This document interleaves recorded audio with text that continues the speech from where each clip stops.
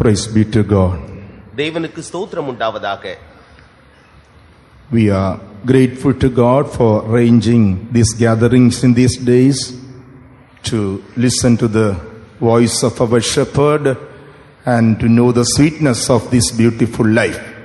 நம்முடைய மேய்ப்பனுடைய சத்தத்தை கேட்கும்படியாகும், அவருடைய அழகுள்ள ஜீவியத்தை நாம் படிக்கும்படியாகும் இந்த நாட்களிலே நமக்கு இத்தகையதான ஒரு சந்தர்ப்பத்தை, வேத பாடத்தை ஒழுங்குபடுத்தி தந்ததான நம்முடைய தேவனுக்கு நாம் முதலாவது நன்றி செலுத்த கடமைப்பட்டிருக்கின்றோம். The more we meditate upon his sweetness, the more our life become blessed. நாம் எவ்வளவுக்கு அதிகமாக நம்முடைய ஜீவியத்தினுடைய பலவீனங்களை குறித்து நாம் ஆராய்ந்து பார்க்கின்றோமோ அவ்வளவுக்கு அதிகமாக நம்முடைய ஜீவியமானது மிகவும் ஆசீர்வாதம் உள்ளதாக காணப்படும். For the past 2 days we have been listening to the voice of our shepherd. கடந்த 2 நாட்களாக நம்முடைய மேய்ப்பனுடைய சத்தத்தை குறித்து நாம் கேட்டுக்கொண்டே இருக்கின்றோம். We know that we are his sheep and he is our shepherd.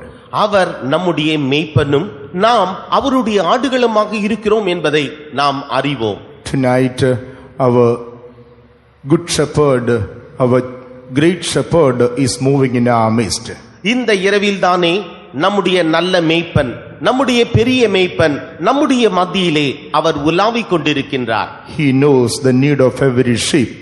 ஒவ்வொரு ஆட்டினுடைய தேவையும் அவர் நன்கு அறிவார். And he is well able to visit and bless us and provide our needs even tonight. இந்த இரவிலேயும் கூட இந்த நம்முடைய ஒவ்வொரு தேவையும் அறிந்தவராக, அந்த தேவைகளை பூர்த்தி செய்பவராக அவர் நம்மோடு கூட இருக்கின்றார். Shall we open our Bibles to Psalm 23? 23வது சங்கீதத்திற்காக நம்முடைய வேதாகத்தை நாம் திருப்புவோமாக. Psalm 23, and let us read verses 4 and 5. 23ஆம் சங்கீதம் 4ஆம் 5ஆம் வசனங்கள்.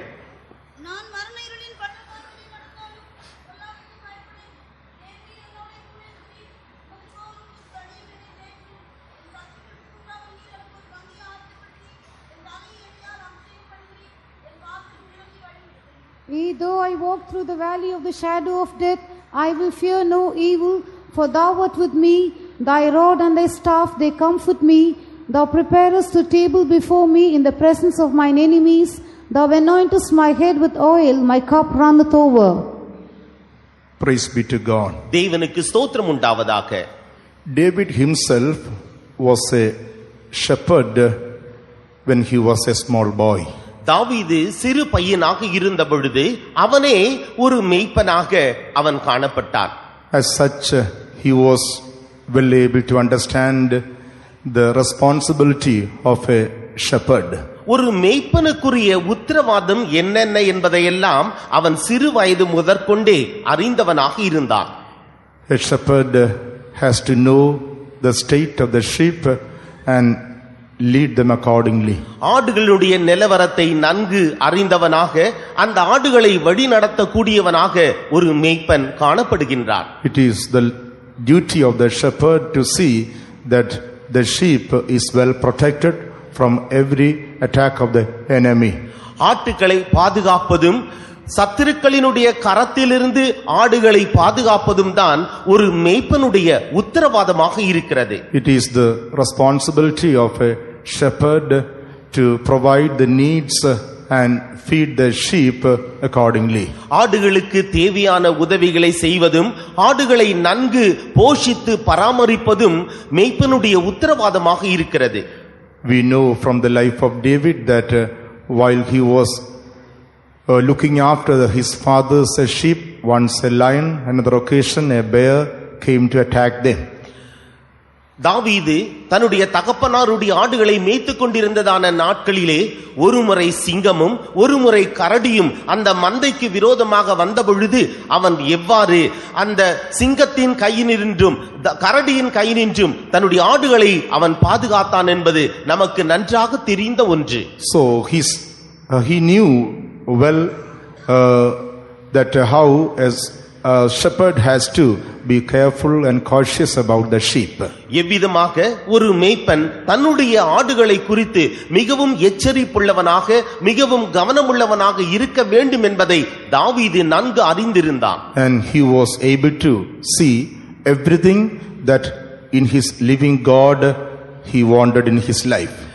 அவனுடைய ஜீவனுள்ள தேவன் அவனிலே என்னவெல்லாம் எதிர்பார்த்தாரோ அதற்கேற்ற வண்ணமாக ஜீவிக்கவும் அவன் நன்கு அறிந்திருந்தான். Praise be to God. தேவனுக்கு ஸ்தோத்திரம் உண்டாவதாக. That is why in verse 1 Psalm 23 he says, the Lord is my shepherd and I shall not want.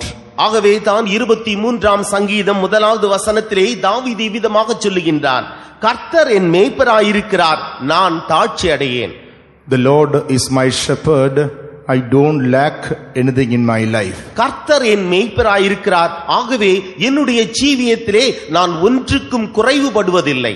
Beloved ones, when the Lord is our shepherd, we will lack nothing in our life. பிரியமானவர்களே, தேவன் நம்முடைய மேய்ப்பராக இருக்கும் பொழுது நம்முடைய ஜீவியத்தில் நமக்கு ஒரு குறைவும் இருக்காது. If we feel that we lack something in our life, நம்முடைய ஜீவியத்தில் ஏதாகிலும் குறைகள் இருக்கும் என்பதை நாம் உணர்வோம் என்றால், that means the shepherd is not in the rightful place. அதனுடைய அர்த்தம் மேய்ப்பன் அந்த சரியான இடத்தில் நம்மோடு கூட இல்லை என்பதுதான். If the shepherd is given the rightful place, then he will fill our lacks. நம்முடைய மேய்ப்பருக்கு நம்மிடையே ஒரு சரியான இடத்தை நாம் அளிப்போம் என்றால் நமக்கு எல்லாமே திருப்தியாக இருக்கும். There are so many needs in our lives. நம்முடைய ஜீவியத்தில் நமக்கு अनेक தேவைகள் உண்டு. When we give the rightful place to our God, he will be able to provide all our needs. நம்முடைய தேவனுக்கு நாம் சரியான இடத்தை நம்மிடையே நாம் ஒதுக்கும் பொழுது அவர் நம்முடைய எல்லா தேவைகளுக்கு ஏற்ற வண்ணமாக அவர் நம்மை போஷிக்கிறார். It could be spiritual or physical or material.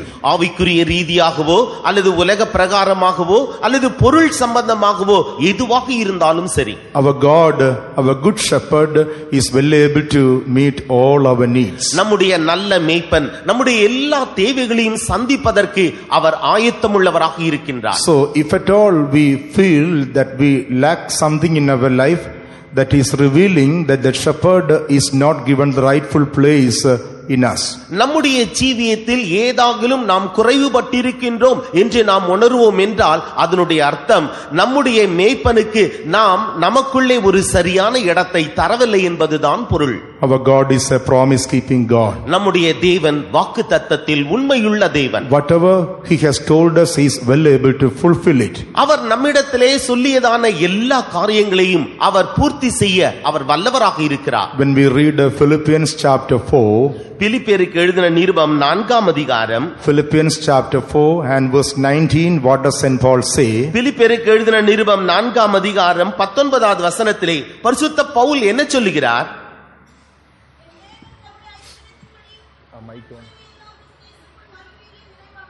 But my God shall supply all you need according to his riches in glory by Christ Jesus. My God shall supply all your need according to his riches in glory by Christ Jesus. என் தேவன் தம்முடைய ஐசுரத்தின்படி உங்கள் குறைவையெல்லாம் கிறிஸ்து இயேசுவுக்குள் மகிமையிலே நிறைவாக்குவார். My God shall supply all your need. என் தேவன் உங்கள் குறைவையெல்லாம் அவர் நிறைவாக்குவார். We are a needy people. நாம் தேவை என்று சொல்லுகிறதான ஜனங்கள். There are so many needs in our life. நம்முடைய ஜீவியத்தில் अनेक தேவைகள் காணப்படுகிறது. God is faithful to supply all our needs. நம்முடைய தேவைகள் எல்லாவற்றையும் தந்தருள அவர் உண்மையுள்ளவராக இருக்கிறார். He will not supply all our greed, but he will supply all our need. நம்முடைய எல்லா பேராசைகளையும் அவர் நிவர்த்தி செய்கிறவர் அல்ல, நம்முடைய தேவைகளை அவர் பூர்த்தி செய்கிறவர். Sometimes we feel that we lack certain things, that is because out of our need, not need but our greed. நம்முடைய பேராசையின் காரணமாக சில நேரங்களிலே நாம் குறைவுபட்டவர்களாக காணப்படுகின்றோம், நாம் தேவையுள்ளவர்களாக காணப்படுகின்றோம். We think that we want that, we want this, and but that is not our need, that is only our greed. That's why the Lord is not meeting that particular point or greed of our life. இந்த பொருள் தேவை, அந்த பொருள் தேவை, அந்த காரியம் தேவை என்றெல்லாம் நாம் மிகவும் பேராசைப்படுகின்றோம். அது பேராசையே ஒழிய அது நம்முடைய தேவை அல்ல. ஆகவே நம்முடைய தேவையை தான் அவர் சந்திக்க, அதை நிவர்த்தி செய்ய, பூர்த்தி செய்ய அவர் ஆயத்தமுள்ளவராக இருக்கிறார். We pray for various things and ask the Lord, oh Lord, give me that, give me this, or make me like that person or like this person. ஆண்டவரே, நீர் இந்த பொருளை தாரும், அந்த பொருளை தாரும், இந்த நபரை போல என்னை ஆசீர்வதியும், அந்த நபரை போல ஆசீர்வதியும் என்றெல்லாம் நாம் அநேக முறை அவரிடத்திலே ஜெபிக்கின்றோம். It may not be our need, but that prayer is coming out of our greed. அது நம்முடைய தேவையிலிருந்து வருகின்றதான ஜெபம் அல்ல, நம்முடைய பேராசையிலிருந்து வருகிறதான ஜெபம். And if that prayer is answered, we may fail in our spiritual life. அந்த ஜெபத்திற்கு தேவன் ஒருவேளை பதில் தருவார் என்றால் நம்முடைய ஆவிக்குரிய ஜீவியத்திலே நாம் தோற்று போவோம். That is why the Lord sometimes doesn't answer certain of our prayers. ஆகவே தான் சில நேரங்களிலே நம்முடைய ஜெபங்களில் சிலவற்றிற்கு அவர் பதில் தருவதே இல்லை. When the Lord is our shepherd, we will not lack any of our need. தேவன் நம்முடைய மேய்ப்பராக இருக்கும் பொழுது நம்முடைய தேவைகளில் ஒன்றாகிலும் நாம் குறைவுபடுவதில்லை. Therefore, as children of God, we must discern our need and ask the Lord to grant them. ஆகவே தேவனுடைய பிள்ளைகளாகிய நாம் நம்முடைய தேவை என்ன என்பதை நிதானித்து அறிந்தவர்களாக அந்த தேவைகளுக்காக நாம் அவரிடத்தில் கேட்க வேண்டும். Anything that is separating us from our shepherd is not coming from our need, but it is out of our greed. நம்முடைய மேய்ப்பரிடத்திலிருந்து நம்மை பிரித்தெடுக்க கூடியதான என்ன தேவைகள் காணப்பட்டாலும் அவைகள் தேவைகள் அல்ல, அவைகள் நம்முடைய பேராசையிலிருந்து வருபவையே. But if we are lacking any of our need, that means the Lord is not in the rightful place. நம்முடைய தேவைகளிலே நாம் ஏதாகிலும் குறைவுபட்டிருப்போம் என்றால் அதனுடைய அர்த்தம் நம்முடைய மேய்ப்பருக்கு நாம் உரிய முக்கியத்துவத்தை தரவில்லை என்பதுதான். When the Lord is in the rightful place, we will be able to get all our needs in this life. நம்முடைய தேவன் நமக்குள்ளே ஒரு சரியான இடத்திலே இருப்பார் என்றால் இந்த உலகத்திலே நமக்கு தேவையான எல்லாம் ஏற்ற நேரத்தில் நமக்கு கிடைக்கும். In John's Gospel chapter 10, when we read, யோவான் எழுதின சுவிசேஷம் 10ஆம் அதிகாரத்திலே நாம் வாசிக்கின்றோம். in verses 26 and 27 it is written, 26ஆம் 27ஆம் வசனங்களிலே அவைகள் எழுதப்பட்டிருக்கிறது. ஆனாலும் நான் உங்களுக்கு சொன்னபடியே நீங்கள் என் மந்தையின் ஆடுகளாய் இராதபடியினால் விசுவாசியாமல் இருக்கிறீர்கள். என் ஆடுகள் என் சத்தத்திற்கு செவி கொடுக்கிறது. நான் அவைகளை அறிந்திருக்கிறேன், அவைகள் எனக்கு பின் செல்லுகிறது. But ye believe not, because ye are not of my sheep, as I said unto you, my sheep hear my voice, and I know them, and they follow me. when we are his sheep, we will be able to hear his voice. நாம் அவருடைய ஆடுகளாக இருப்போம் என்றால் அவருடைய சத்தத்தை நன்றாக அறிந்து கொள்வோம். When we are his sheep, we will believe his voice. நாம் அவருடைய ஆடுகளாக இருப்போம் என்றால் அவருடைய சத்தத்தை நாம் விசுவாசிப்போம். When we are his sheep, we will follow our shepherd. நாம் அவருடைய ஆடுகளாக இருப்போம் என்றால் நம்முடைய மேய்ப்பரை நாம் பின்பற்றுவோம். If it is so, our shepherd will know us. அப்படி என்றால் நம்முடைய மேய்ப்பரும் நம்மை நன்றாக அறிந்து கொள்வார். Praise be to God. தேவனுக்கு ஸ்தோத்திரம் உண்டாவதாக. Here in the 27th verse it is written, my sheep hear my voice. 27வது வசனத்திலே வாசிக்கின்றோம், என் ஆடுகள் என் சத்தத்திற்கு செவி கொடுக்கிறது. Beloved children of God, we need to hear his voice every day to live this life. பிரியமான தேவனுடைய பிள்ளைகளே, இந்த ஜீவியத்தை நாம் செய்யும்படியாக ஒவ்வொரு நாளும் அவருடைய சத்தத்தை கேட்கக்கூடியவர்களாக இருக்க வேண்டும். We must be in a position where God could speak with us. தேவன் நம்மோடு கூட பேச தகுந்ததான நிலவரத்தில் நாம் காணப்பட வேண்டும். If we harden our hearts, he will not be able to speak with us. நாம் நம்முடைய இருதயத்தை கடினப்படுத்துவோம் என்றால் அவர் நம்மோடு பேச முடியாது. If we turn our back to his voice, then we will not be able to hear his voice. அவருடைய சத்தத்திற்கு நாம் செவி சாய்க்காமல் போனோம் என்றால் அவருடைய சத்தத்தை நம்மால் கேட்க முடியாது. That is why when we read in the book of Jeremiah chapter 6, எரேமியாவின் புத்தகம் 6ஆம் அதிகாரத்திலே in the 10th verse it is asked, to whom shall I speak and give warning that they may hear? Behold, they cannot, behold, their ear is uncircumcised and they cannot hearken. 6ஆம் அதிகாரம் 10ஆம் வசனத்திலே, அவர்கள் கேட்கும்படி நான் யாரோடே பேசி எச்சரிப்பேன், அவர்களுடைய செவி விருத்தச்சேதனம் இல்லாதது, அவர்கள் கேட்க மாட்டார்கள். கர்த்தருடைய வசனம் அவர்களுக்கு நிந்தையாயிருக்கிறது, அதின்மேல் அவர்களுக்கு விருப்பமில்லை என்று அவர் சொல்லுகிறார். If we are to hear the voice of a shepherd, நாம் நம்முடைய மேய்ப்பனுடைய சத்தத்தை கேட்க வேண்டும் என்றால் we should be having a circumcised heart. நமக்கு விருத்தச்சேதனம் உள்ளதான இருதயம் காணப்பட வேண்டும். We should be having a circumcised ear. நமக்கு விருத்தச்சேதனம் உள்ள காதுகள் இருக்க வேண்டும். That is why here it is written, behold, their ear is uncircumcised. ஆகவே தான் இங்கு சொல்லப்பட்டிருக்கிறது, அவருடைய செவி விருத்தச்சேதனம் இல்லாதது, And they cannot hearken my voice. அவர்கள் கேட்க மாட்டார்கள். The word of the Lord is unto them a reproach, they have no delight in it. கர்த்தருடைய வசனம் அவர்களுக்கு நிந்தையாயிருக்கிறது, அதின்மேல் அவர்களுக்கு விருப்பம் இல்லை. Beloved children of God, tonight how is our state? பிரியமான தேவனுடைய பிள்ளைகளே, இந்த இரவிலே நம்முடைய நிலவரம் என்னவாக இருக்கிறது? Yes, we may say that the Lord is our shepherd. தேவன் நம்முடைய மேய்ப்பராக இருக்கிறார் என்று நாம் ஒருவேளை சொல்லிக்கொள்ள கூடும். And we may say that we are his sheep. நாம் அவருடைய ஆடுகள் என்றும் கூட நாம் ஒருவேளை சொல்லிக்கொள்ள கூடும். But are we in a position that he could speak with us? நம்மோடு அவர் பேசுகிற நிலவரத்திலே நாம் காணப்படுகின்றோமா? Do we have uncircumcised ears?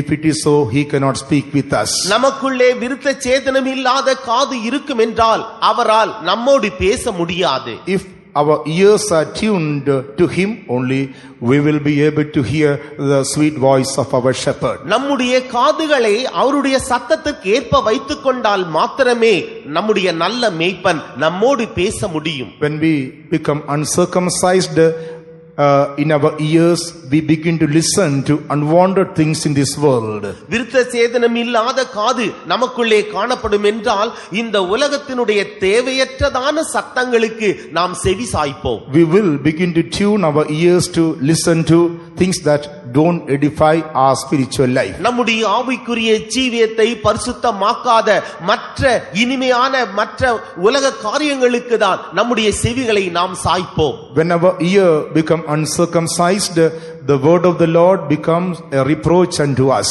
விருத்தச்சேதனம் இல்லாத காதுகளை உடையவர்களாக நாம் காணப்படுவோம் என்றால் நமக்கு தேவனுடைய வசனமானது நிந்தையாக காணப்படும். When we have uncircumcised ears, we won't have delight in the word of God. நமக்கு விருத்தச்சேதனம் இல்லாத காது காணப்படும் என்றால் தேவனுடைய வசனத்தின் மீது நமக்கு நாட்டம் இருக்காது. Tonight, as we are the sheep of God, let us circumcise our ears to know what our shepherd has to speak with us. தேவனுடைய பிள்ளைகளாக இருக்கிறதான நாம் இந்த இரவில் தானே கர்த்தர் நம்மோடு கூட என்ன பேச விரும்புகிறார் என்பதை அறிந்து கொள்ள விருத்தச்சேதனம் உள்ள காதுகளாக நாம் அதை மாற்றிக்கொள்வோமாக. Hearing the voice of God, our shepherd, is one thing. இந்த தேவனுடைய சத்தத்திலே அந்த மேய்ப்பர் அவர் நமக்கு என்ன வேண்டும் என்று கேட்கிறார். It is speaking, hearing the voice is one thing. Hearing the voice is one thing. அவருடைய சத்தத்தை கேட்பது என்பது ஒரு காரியம். But in the 26th verse it is written, ye believe not because ye are not my sheep. 26வது வசனத்திலே சொல்லப்பட்டிருக்கிறது, என்னுடைய ஆடாய் இராதபடியினாலே என்னுடைய வார்த்தையை விசுவாசிக்கிறதில்லை. Sometimes we hear the voice of God, சில நேரங்களிலே நாம் தேவனுடைய சத்தத்தை கேட்கிறோம், but we are not able to believe what he speaks with us. என்றாலும் அவர் நம்மோடு கூட பேசுகிறதை நம்மால் விசுவாசிக்க முடிவதில்லை. We listen to the voice of God, நாம் தேவனுடைய சத்தத்திற்கு செவிசாய்க்கிறோம், but we are not able to act accordingly because of our unbelief. நம்முடைய அவிசுவாசத்தின் காரணமாக அவர் பேசுகிறதான அந்த சத்தத்தை நாம் அப்படியே ஏற்றுக்கொள்ளுகிறதில்லை, கீழ்ப்படுகிறதில்லை. Doubts and unbelief is dominating our heart, and thereby we are not able to obey what God speaks with us. நம்முடைய இருதயத்தை அவிசுவாசமும் சந்தேகங்களும் நிரப்பிக் கொள்ளுகின்ற காரணத்தினாலே தேவன் நம்மோடு கூட பேசுகிறதான அந்த காரியங்களை அப்படியே முழுமையாக ஏற்றுக்கொள்ளுகிறதில்லை,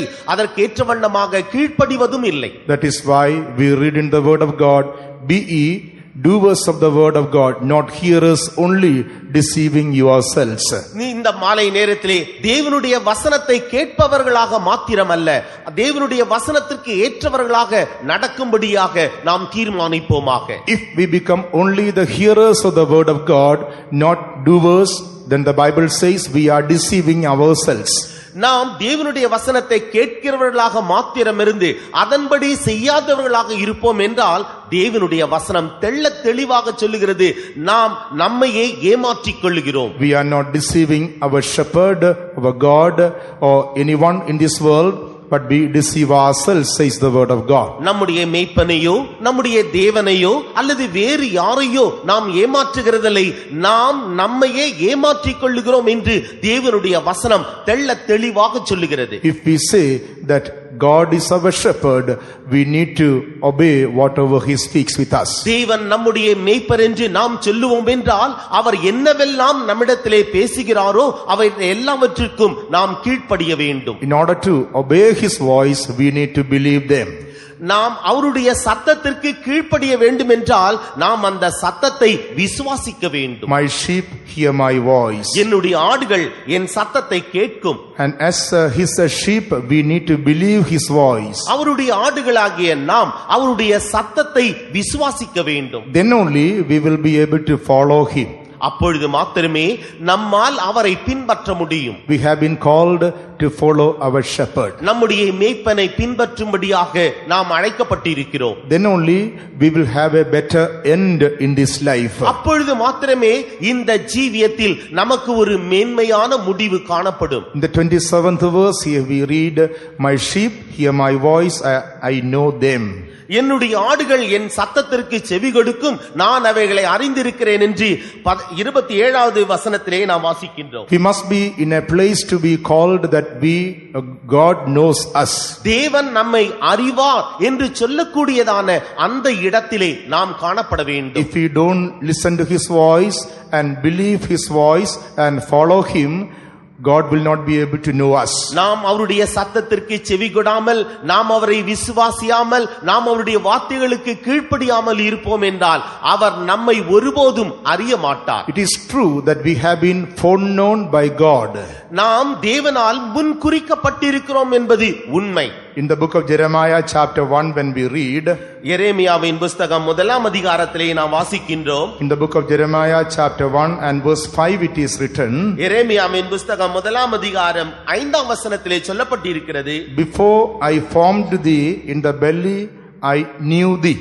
நான் உன்னை தாயின் வயிற்றில் உருவாக்கும் முன்னே உன்னை அறிந்தேன். And before thou camest forth out of the womb I sanctified thee. நீ கர்ப்பத்திலிருந்து வெளிப்படும் முன்னே நான் உன்னை பரிசுத்தம் பண்ணினேன். And I ordained thee a prophet unto the nations. உன்னை ஜாதிகளுக்கு தீர்க்கதரிசியாக கட்டளையிட்டேன். Here it is written that God has foreknown every one of us. ஆகவே நாம் ஒவ்வொருவரையும் தேவன் முன் குறித்திருக்கிறார் என்று இங்கு நாம் தெளிவாக புரிந்து கொள்கின்றோம். Even before we were formed in our mother's wombs, we were known by God. நம்முடைய தாயின் கர்ப்பத்திலே நாம் உருவாக்கப்படும் முன்பாகவே நம்முடைய தேவனால் நாம் அறியப்பட்டோம். None of us has come to this world by chance or by accident. ஏதோ ஒரு விபத்தாகவோ திடீரென்று தருணத்திலோ யாருமே இந்த உலகத்தில் திடீரென்று தோன்றவில்லை. Even tonight, those who are present here in the presence of God, none of us is here by chance or by accident. இந்த இரவிலேயும் கூட கர்த்தருடைய சன்னிதானத்திலே வீற்றிருக்கிறதான நீங்களும் கூட ஏதோ திடீரென்று இந்த அவருடைய சமூகத்திற்கு வரவில்லை. Beloved ones, every one of us has been foreknown by God. பிரியமானவர்களே, நாம் ஒவ்வொருவரும் தேவனால் முன்குறிக்கப்பட்டவர்களாக இருக்கின்றோம். Every one of us has been sent to this world according to the knowledge of God. தேவனுடைய முன் அறிவின்படியே ஒவ்வொருவரும் இந்த உலகத்திலே நாம் கடந்து வந்திருக்கின்றோம். Without the knowledge of the Lord our shepherd, no one has come to this world. மேய்ப்பனுடைய அறிவில்லாமல் அல்லது தேவனாகிய கர்த்தருடைய அந்த முன் குறிப்பில்லாமல் நாம் ஒருவராகிலும் இங்கு வரவில்லை. But if the shepherd is to know us, here we find that we need to hear his voice, believe them and follow him. நம்மை நம்முடைய மேய்ப்பன் அறிந்து கொள்ள வேண்டும் என்றால் அவருடைய சத்தத்திற்கு செவி கொடுத்து அவரை விசுவாசித்து அவருக்கு நாம் முற்றிலுமாக கீழ்ப்படிய வேண்டும். It is true that we were foreknown by our God, நம்முடைய தேவனால் நாம் முன்குறிக்கப்பட்டோம் என்பது உண்மைதான். but we could come to a place where our shepherd will say, I never knew you. நான் உன்னை அறியேன் என்று அவர் சொல்லுகின்றதான அந்த இடத்துக்கு நாம் ஒருபோதும் கடந்து வரக்கூடாது. We read about a people in Gospel of St. Matthew chapter 7. மத்தேயு எழுதின சுவிசேஷம் 7ஆம் அதிகாரத்திலே ஒரு கூட்டம் ஜனத்தரரை குறித்து நாம் வாசிக்கின்றோம். They knew the Lord well in their life. தங்களுடைய ஜீவியத்திலே தங்கள் தேவனை அவர்கள் நன்றாக அறிந்தவர்கள். They experienced the Lord in very many ways. அநேக வழிமுறைகளிலே அவர்கள் தேவனை அனுபவித்தவர்கள். They were blessed by the Lord with all the blessings they needed. அவர்களுக்கு தேவையான எல்லா விதமான ஆசீர்வாதங்களினாலும் அவர்கள் தேவனால் ஆசீர்வதிக்கப்பட்டவர்கள். And they say, Lord, Lord, we have prophesied in thy name. கர்த்தாவே கர்த்தாவே உம்முடைய நாமத்தினாலே நாங்கள் தீர்க்க தரிசனம் சொன்னோம் அல்லவா? In thy name have cast out devils. உம்முடைய நாமத்தினாலே பிசாசுகளை துரத்தினோம் அல்லவா? In thy name done many wonderful things. உம்முடைய நாமத்தினாலே அநேக அற்புதங்களை செய்தோம் அல்லவா? But our good shepherd tells them, I never knew you. என்றாலும் நம்முடைய நல்ல மேய்ப்பன் அவர்களை பார்த்து சொல்லுகிறார், நான் ஒரு காலும் உங்களை அறியேன். I never knew, depart from me, ye that work iniquity. நான் ஒரு காலம் உங்களை அறியவில்லை, அக்கிரம செய்கைக்காரரே என்னை விட்டு அகன்று போங்கள். We may say that we know our God. நம்முடைய தேவனை நாம் அறிவோம் என்று நாம் சொல்லிக் கொள்ளலாம். We may say that we have been blessed by the Lord. தேவனால் நாம் ஆசீர்வதிக்கப்பட்டோம் என்றும் கூட நாம் சொல்லிக் கொள்ளலாம். We may say that we have done so many things in the name of the Lord. தேவனுடைய நாமத்தினாலே நாங்கள் அநேக காரியங்களை அற்புதங்களை செய்தோம் என்று நாம் சொல்லிக் கொள்ளலாம். But tonight will the Lord tell about us, I know you. நான் உன்னை அறிவேன் என்று நம்மை பார்த்து தேவன் இன்று சொல்லக்கூடுமோ? Our good shepherd will say that we are his sheep. நம்முடைய நல்ல மேய்ப்பன் நம்மை பார்த்து நாம் அவருடைய நல்ல ஆடுகள் என்று நம்மை பார்த்து சொல்வாரா? We say that we know him, but we must be in a position to say that God knows us. நாம் அவரை அறிவோம் என்று நாம் சொல்லிக் கொள்ளலாம். என்றாலும் தேவன் நம்மை அறிவார் என்கு அவர் சொல்லக்கூடியதான ஒரு இடத்திலே காணப்பட வேண்டும். Only those who listen to his voice. அவருடைய சத்தத்திற்கு செவி கொடுப்பவர்கள் மாத்திரமே. Only those who believe his voice. அவருடைய வார்த்தையை விசுவாசிப்பவர்கள் மாத்திரமே. Only those who follow his voice. அவருடைய வார்த்தையின்படியே பின்பற்றுவர்கள் மாத்திரமே. The Lord will tell about them, I know you. அவர்களை பார்த்து மாத்திரமே நான் உங்களை அறிவேன் என்று அவர் சொல்லுவார். They follow the Lord, the shepherd of their life. அவர் தங்களுடைய ஜீவிய காலத்திலே தங்களுடைய மேய்ப்பனை தங்களுடைய தேவனை பின்பற்றினவர்கள். Their ears are circumcised and tuned to know the voice of their shepherd. தங்களுடைய மேய்ப்பனுடைய சத்தத்தை கேட்கும்படியாக தங்களுடைய காதுகளை விருத்த சேதனம் உள்ளவர்களாக மாற்றிக்கொண்டவர்கள். They receive faith from him and obey whatever he speaks with them. அவரிடத்திலிருந்து விசுவாசத்தை பெற்றுக்கொண்டு அவர் என்னவெல்லாம் சொல்லுகிறாரோ அவைகள் எல்லாவற்றிற்கும் முற்றிலுமாக கீழ்ப்படிந்தவர்கள். As they follow him, he tells about them that I know you. அவர்கள் இவ்விதமாக பின்பற்றுகிறதான நேரத்திலேதான் அவர்களை பார்த்து அவர் சொல்லுகிறார், நான் உங்களை அறிவேன். Praise be to God. தேவனுக்கு ஸ்தோத்திரம் உண்டாவதாக. In Psalm 23 and verse 4 we read, 23ஆம் சங்கீதம் 4ஆம் வசனத்திலே நாம் வாசித்தோம், Yea, though I walk through the valley of shadow of death, I will fear no evil. நான் மரண இருளின் பள்ளத்தாக்கிலே நடந்தாலும் பொல்லாப்புக்கு பயப்படேன். They don't need to have any fear of evil in their life. தங்களுடைய ஜீவியத்திலே பொல்லாப்பை குறித்ததான எந்த பயமும் அவர்களுக்குள் இருப்பதில்லை. Because they are following their shepherd. ஏனென்றால் அவர்கள் அவருடைய மேய்ப்பரை பின்பற்றுகிறார்கள். I will fear no evil because thou art with me. தேவரீர் என்னோட கூட இருக்கிறீர், ஆகவே நான் எந்த பொல்லாப்புக்கும் பயப்படுகிறதில்லை. No need to fear anything in this world because they just follow their shepherd. அவருடைய மேய்ப்பரை அவர்கள் பின்பற்றுகின்ற காரணத்தினாலே இந்த உலகத்திலே எந்த காரியத்திற்கும் அவர்கள் பயப்படுகிறதில்லை. Beloved child of God, have you got any fear in your heart tonight? பிரியமான தேவனுடைய பிள்ளைகளே, உங்களுடைய இருதயத்திலே இந்த இரவில் தானே ஏதாகிலும் பயம் காணப்படுகிறதா? Fear about sickness, வியாதியை குறித்ததான பயம், fear about your future, உங்களுடைய எதிர்காலத்தை குறித்ததான பயம், fear about the problems that you face in your workplace, உங்களுடைய வேலை ஸ்தலங்களிலே நீங்கள் சந்திக்கிறதான பிரச்சனைகளை குறித்ததான பயம், fear about the trials or temptations you may go through, நீங்கள் சந்திக்கிறதான நீங்கள் கடந்து போகிறதான அந்த சோதனைகள் பாடுகளை குறித்ததான பயம், fear about enemies in this world, இந்த உலகத்திலே உங்களுக்கு எதிரடையாக கிரியை செய்கிறதான சத்துருக்களை குறித்ததான பயம், fear about your future life which is going to come. இனி வரப்போகிறதான உங்களுடைய எதிர்கால ஜீவியத்தை குறித்ததான பயம். If you are just following your shepherd, you will not have any fear in your heart. உங்களுடைய மேய்ப்பரை நீங்கள் அப்படியே பின்பற்றி செல்லுவீர்கள் என்றால் உங்களுடைய இருதயத்திற்குள்ளாக எந்த விதமான பயமும் இருக்காது. Because he is always with you. ஏனென்றால் அவர் எப்பொழுதும் உங்களோடு கூட இருக்கிறார். He is going ahead of you. அவர் உங்களுக்கு முன்பாக சென்று கொண்டிருக்கிறார். Here it is written, though I walk through the valley of shadow of death, I will fear no evil. நான் மரண இருளின் பள்ளத்தாக்கிலே நடந்தாலும் பொல்லாப்புக்கு பயப்படேன் என்று இங்கே எழுதப்பட்டிருக்கிறது. Praise be to God. தேவனுக்கு ஸ்தோத்திரம் உண்டாவதாக. We all have to leave this world and go to the eternal presence of God one day or the other. என்றாகிலும் ஒரு நாள் நாம் எல்லாரும் இந்த உலகத்தை விட்டு கடந்து தேவனுடைய அந்த நித்திய சமூகத்திற்கு நாம் போய் சேர போகின்றோம். Death is sure, but time is not. மரணம் என்பது நிச்சயம் என்றாலும் நேரமோ அதற்கு ஏற்ற வண்ணமாக உண்டு. There are people, those who are filled with the fear of death. சில ஜனங்கள் அவர்கள் மரண பயத்தினாலே அவர்கள் பிடிக்கப்பட்டிருக்கிறார்கள். Even the word death frightens their heart.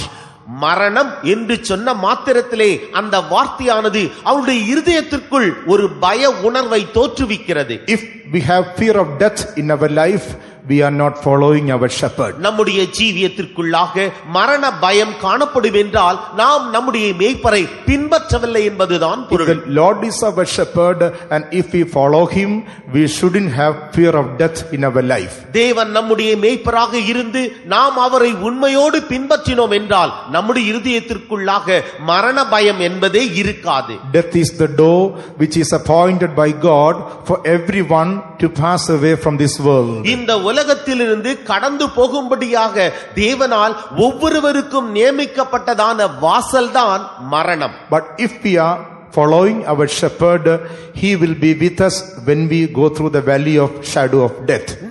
நாம் நம்முடைய மேய்ப்பரை உண்மையாக பின்பற்றினோம் என்றால் நாம் மரண இருளின் பள்ளத்தாக்கின் வழியாக கடந்து போகும் பொழுது அவர் நம்மோடு கூடவே இருப்பார். If we are not following our shepherd, then we must remember that a cruel wicked shepherd will be with us when we pass away from this world. நாம் அந்த உண்மையான மேய்ப்பனோடு கூட இல்லாவிட்டால் நாம் இந்த உலகத்தை விட்டு கடந்து போகின்றதான நேரத்திலே அந்த பொல்லாத மேய்ப்பன் தான் நம்மோடு கூட இருப்பான் என்பதை நினைவில் வைத்துக் கொள்ள வேண்டும். When we leave this world, nothing else is going to come with us.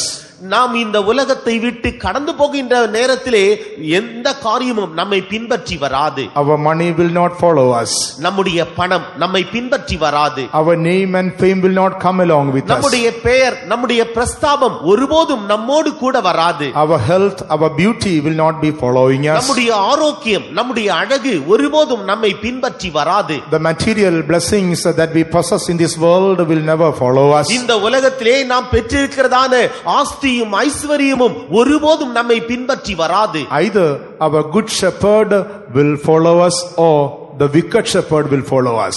நம்முடைய நல்ல மேய்ப்பன் நம்மை பின்பற்றி வருகிறாரா அல்லது துன்மார்க்கமுள்ள அந்த பொல்லாத மேய்ப்பன் நம்மை பின்பற்றி வருகிறானா? If we are following our good shepherd, he will be with us when we go through that shadow of death. நல்ல மேய்ப்பனை நாம் பின்பற்றுவோம் என்றால் நாம் மரண இருளின் பள்ளத்தாக்கின் வழியாக கடந்து செல்லுகின்ற நேரத்திலே நம்முடைய நல்ல மேய்ப்பன் நம்மோடு கூட வருவார். But if we are not following our good shepherd, we must remember the wicked shepherd or the devil will be following us. நம்முடைய நல்ல மேய்ப்பனை நாம் பின்பற்றாமல் இருப்போம் என்றால் பொல்லாத மேய்ப்பன் பிசாசானவன் தான் நம்மோடு கூட வருகிறான் என்பதை நாம் நினைவில் வைத்துக் கொள்வோமாக. Here David says, though I walk through the valley of shadow of death. இங்கு தாவீது சொல்லுகிறார், நான் மரண இருளின் பள்ளத்தாக்கிலே நடந்தாலும். Valley speaks about a humble life. பள்ளத்தாக்கு என்று சொல்லும் பொழுது அது தாழ்மையுள்ள ஜீவியத்தை காண்பிக்கிறது. When a person dies, he has to come to the bottom of humility. ஒரு மனிதன் மரிக்கின்ற நேரத்திலே அவன் அந்த தாழ்மையினுடைய அந்த தாழ்விடத்திலே அவன் வந்து சேர்கின்றான். He could have been a great person, famous person and honorable person, having all sorts of things in his life, but at the last moments of his life he has to humble himself and come to the valley. ஒரு மனுஷன் பெரிய கனவானாக இருக்கலாம், ஐஸ்வர்யவானாக இருக்கலாம், பதவிகள் அந்தஸ்துகளிலே மிகவும் உயர்ந்தவனாக இருக்கலாம், ஒருவேளை பட்டங்கள் பல பெற்றிருக்கலாம். என்றாலும் கூட அவனுடைய ஜீவியத்தின் கடைசி கட்டத்திலே அவன் தாழ்மையின் இடத்திலே அந்த பள்ளத்தாக்கிலே தாழ்மையின் அடித்தளத்திலே அவன் வந்து சேருகின்றான். He has to forget about all his pride and high-mindedness and come to the depth of humility when he comes to the last moments of his life. தன்னுடைய ஜீவியத்தின் கடைசி கட்டத்தை அவன் வந்து வருகின்ற நேரத்திலே தன்னுடைய பெருமைகள், தன்னுடைய மேன்மைகள் எல்லாவற்றையும் அவன் விட்டுவிட்டு அந்த தாழ்மையின் தாழ்மையான இடத்திலே அவன் வந்து சேருகின்றான்.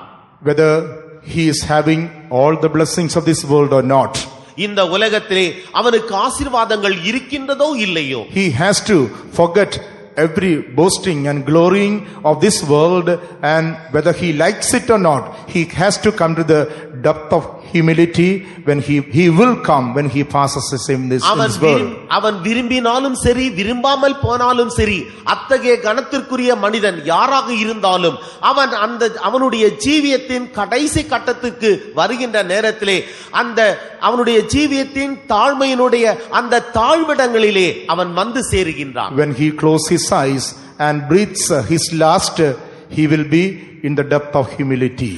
அவன் தன்னுடைய கண்களை மூடி தன்னுடைய கடைசி மூச்சை விடுகின்ற நேரத்திலே அந்த மனத்தாழ்மையினுடைய அந்த கடைசி படியிலே அவன் வந்து சேர்ந்து விடுகின்றான். That is why, beloved ones, we are exhorted to put on the humility of our shepherd now itself. ஆகவே தான் நம்முடைய நல்ல மேய்ப்பனுடைய மனத்தாழ்மையை இப்பொழுதே தரித்துக் கொள்ளுங்கள் என்று நாங்கள் உங்களுக்கு புத்தி சொல்லுகின்றோம். Jesus said, take my yoke upon you and learn of me. என்னுடைய நுகத்தை உங்கள் மீது ஏற்றுக்கொண்டு என்னை கற்றுக்கொள்ளுங்கள் என்று நம்முடைய இயேசு சொல்லுகிறார். Praise be to God. தேவனுக்கு ஸ்தோத்திரம் உண்டாவதாக. What are we to learn of him? நாம் அவரிடத்திலே இருந்து என்னவற்றை கற்றுக்கொள்ள வேண்டும்? We are to learn the humility of our shepherd. நம்முடைய மேய்ப்பனுடைய மனத்தாழ்மையை நாம் கற்றுக்கொள்ள வேண்டும். If it is so, when we walk through that particular valley of death, our shepherd will be with us. அப்படி என்றால் நாம் குறிக்கப்பட்டதான அந்த மரண இருளின் பள்ளத்தாக்கினூடாக நாம் கடந்து செல்லுகின்ற நேரத்திலே நம்முடைய நல்ல மேய்ப்பன் நம்மோடு கூட இருப்பார். Though I walk through the valley of shadow of death, I will fear no evil. நான் மரண இருளின் பள்ளத்தாக்கிலே நடந்தாலும் பொல்லாப்புக்கு பயப்படேன். Here psalmist says it is a shadow of death. இங்கு சங்கீதக்காரன் சொல்லுகிறான் இது மரணத்திற்கு ஒரு நிழலாட்டமாக இருக்கிறது. Death is not a real experience, it is only a shadow. மரணம் என்பது ஒரு உண்மையான பொருள் அல்ல, அது ஒரு நிழல். Shadow means there is a reality somewhere. நிழல் என்று சொல்லும் பொழுது உண்மையான பொருளானது எங்கேயோ காணப்படுகிறது. Only if there is a reality we will be able to see the shadow when the lights fall on it. உண்மையான ஒரு நிஜமான ஒரு பொருள் இருக்கின்ற நேரத்திலே தான் அதன் மீது ஒளி கதிர்கள் படும் பொழுது அதனுடைய அடுத்த பகுதியிலே நிழல் தோன்றுகிறது. Our departure from this world is only a shadow of death. இந்த உலகத்திலிருந்து நாம் கடந்து போகின்றதான் அந்த நிகழ்ச்சியானது அது மரணத்தின் சாயல் நிழல் மாத்திரமே. But there is a real death. என்றாலும் ஒரு உண்மையான மரணம் உண்டு. Which is that real death? அது உண்மையான மரணம் என்றால் என்ன? The Bible says that real death is the second death. உண்மையான மரணம் என்பது இரண்டாம் மரணம் என்று தேவனுடைய வசனம் தெளிவாக சொல்லுகிறது. In the book of Revelation chapter 20 when we read, வெளிப்படுத்தின விசேஷம் 20ஆம் அதிகாரத்தை நாம் வாசிக்கின்ற நேரத்திலே, book of Revelation chapter 20 and verse 15, வெளிப்படுத்தின விசேஷம் 20ஆம் அதிகாரம் 15ஆம் வசனம், ஜீவ புஸ்தகத்திலே எழுதப்பட்டவனாக காணப்படாதவன் எவனோ அவன் அக்கினி கடலிலே தள்ளப்பட்டான். But the rest of the dead lived not again until the 1,000 years were finished. This is the first resurrection. Blessed and holy is he that hath part in the first resurrection, on such the second death hath no power. Revelation chapter 20, verse 15. And whosoever found not written in the book of life was cast into the lake of fire. வெளிப்படுத்தல் 20ஆம் அதிகாரம் 15வது வசனத்திலே ஜீவ புஸ்தகத்திலே எழுதப்பட்டவனாக காணப்படாதவனெவனோ அவன் அக்னி கடலிலே தள்ளப்பட்டான். Lake of fire is called second death in chapter 21 and verse 8 last portion. 21ஆம் அதிகாரம் 8ஆம் வசனத்தினுடைய கடைசி பகுதியிலே இந்த அக்னி கடல் என்பது இரண்டாம் மரணம் என்று தெளிவாக சொல்லப்பட்டிருக்கிறது. This is the real death of a person who is going to end up who is not following the good shepherd. நல்ல மேய்ப்பனை பின்பற்றாதவர்கள் அடைய போகிறதான உண்மையான மரணம் இதுதான். The second death or the lake of fire. இரண்டாம் மரணம் அல்லது அக்னி கடல். They shall have their part in the lake of fire which burneth with fire and brimstone. இரண்டாம் மரணமாகிய அக்னியும் கந்தகமும் எரிகிற கடலிலே பங்கடைவார்கள். Praise be to God. தேவனுக்கு ஸ்தோத்திரம் உண்டாவதாக. The passing away from this world is not the real death. இந்த உலகத்தை விட்டு கடந்து போகுதல் என்பது அது உண்மையான மரணம் அல்ல. It is only a shadow of the real death that is going to come in eternity. நித்தியத்திலே வரப்போகிறதான உண்மையான மரணத்திற்கு அது நிழலாக மாத்திரமே காணப்படுகிறது. But today we thank God because the Lord our good shepherd has abolished that death. நம்முடைய உண்மையான மேய்ப்பன் அந்த மரணத்தை அவர் பரிகரித்தபடியினாலே அழித்தபடியினாலே நாம் நம்முடைய தேவனுக்கு நன்றி செலுத்த கடமைப்பட்டிருக்கின்றோம். By his death on the cross of Calvary. Kalvari சிலுவையிலே அவர் நமக்காக மரித்ததின் மூலமாக. We read in 2 Timothy chapter 1. இரண்டாம் தீமோத்தேயு 1ஆம் அதிகாரம். We read in the 10th verse. 10ஆம் வசனத்திலே நாம் வாசிக்கின்றோம். Our Jesus good shepherd has abolished death and hath brought life and immortality to light through the gospel. 2 Timothy chapter 1 and verse 10. நம்முடைய இரட்சகராகிய இயேசு கிறிஸ்து பிரசன்னமானதினாலே அந்த கிருபை இப்பொழுது வெளிப்படுத்தப்பட்டது. அவர் மரணத்தை பரிகரித்து ஜீவனையும் அழியாமையும் சுவிசேஷத்தினாலே வெளியரங்கமாக்கினார். But is now made manifest by the appearing of our Savior Jesus Christ, who hath abolished death and hath brought life and immortality to light through the gospel. Our Jesus, good shepherd, has abolished the power of the second death. நம்முடைய நல்ல மேய்ப்பராகிய இயேசு கிறிஸ்து இரண்டாம் மரணத்தினுடைய அந்த வல்லமையை அவரே அழித்து போட்டார். When he died on the cross of Calvary. அவர் கல்வாரி சிலுவையிலே மரித்தபோது. When he gave his life as a good shepherd. அவர் தம்முடைய ஜீவனை நல்ல மேய்ப்பனாக நமக்காக அவர் செலுத்திய போது. That is why he said in Gospel of St. John chapter 10. யோவான் எழுதின சுவிசேஷம் 10ஆம் அதிகாரத்திலே அவர் சொல்லுகிறார். In the 11th verse he says, I am the good shepherd. The good shepherd giveth his life for the sheep. 11வது வசனத்திலே அவர் சொல்லுகிறார், நானே நல்ல மேய்ப்பன், நல்ல மேய்ப்பன் ஆடுகளுக்காக தன் ஜீவனை கொடுக்கிறான். When he gave his life for us on the cross of Calvary. Kalvari சிலுவையிலே நமக்காக அவருடைய ஜீவனை அவர் தந்தருளின போது. He abolished death. அவர் மரணத்தை பரிகரித்தார். He destroyed the power of the second death. இரண்டாம் மரணத்தினுடைய வல்லமையை அவர் முற்றிலுமாக அழித்தார். So that when we go through the shadow of death, we will not have fear of evil after that. ஆகவே நாம் அந்த மரண நிழலின் வழியாக செல்லுகின்றதான நேரத்திலே நமக்கு ஒருபோதும் மரண பயம் ஏற்படாது. If there is anyone here who have not accepted Jesus the good shepherd as your personal savior, நல்ல மேய்ப்பராகிய கர்த்தராகிய இயேசு கிறிஸ்துவை உங்களுடைய சொந்த இரட்சகராக ஏற்றுக்கொள்ளாத யாராகிலும் இங்கு இருப்பீர்கள் என்றால், beloved friend, we would like to tell you that he abolished death on your behalf on the cross of Calvary. பிரியமான நண்பரே, கர்த்தராகிய இயேசு கிறிஸ்து உங்களுக்கு பதிலாக கல்வாரி சிலுவையிலே அவர் மரணத்தை முற்றிலுமாக அழித்தார் என்று நாங்கள் சொல்லுகின்றோம். The thief comes to steal, to kill and to destroy. திருடன் திருடவும் கொல்லவும் அழிக்கவுமே வருகிறான். Devil is coming to steal your peace.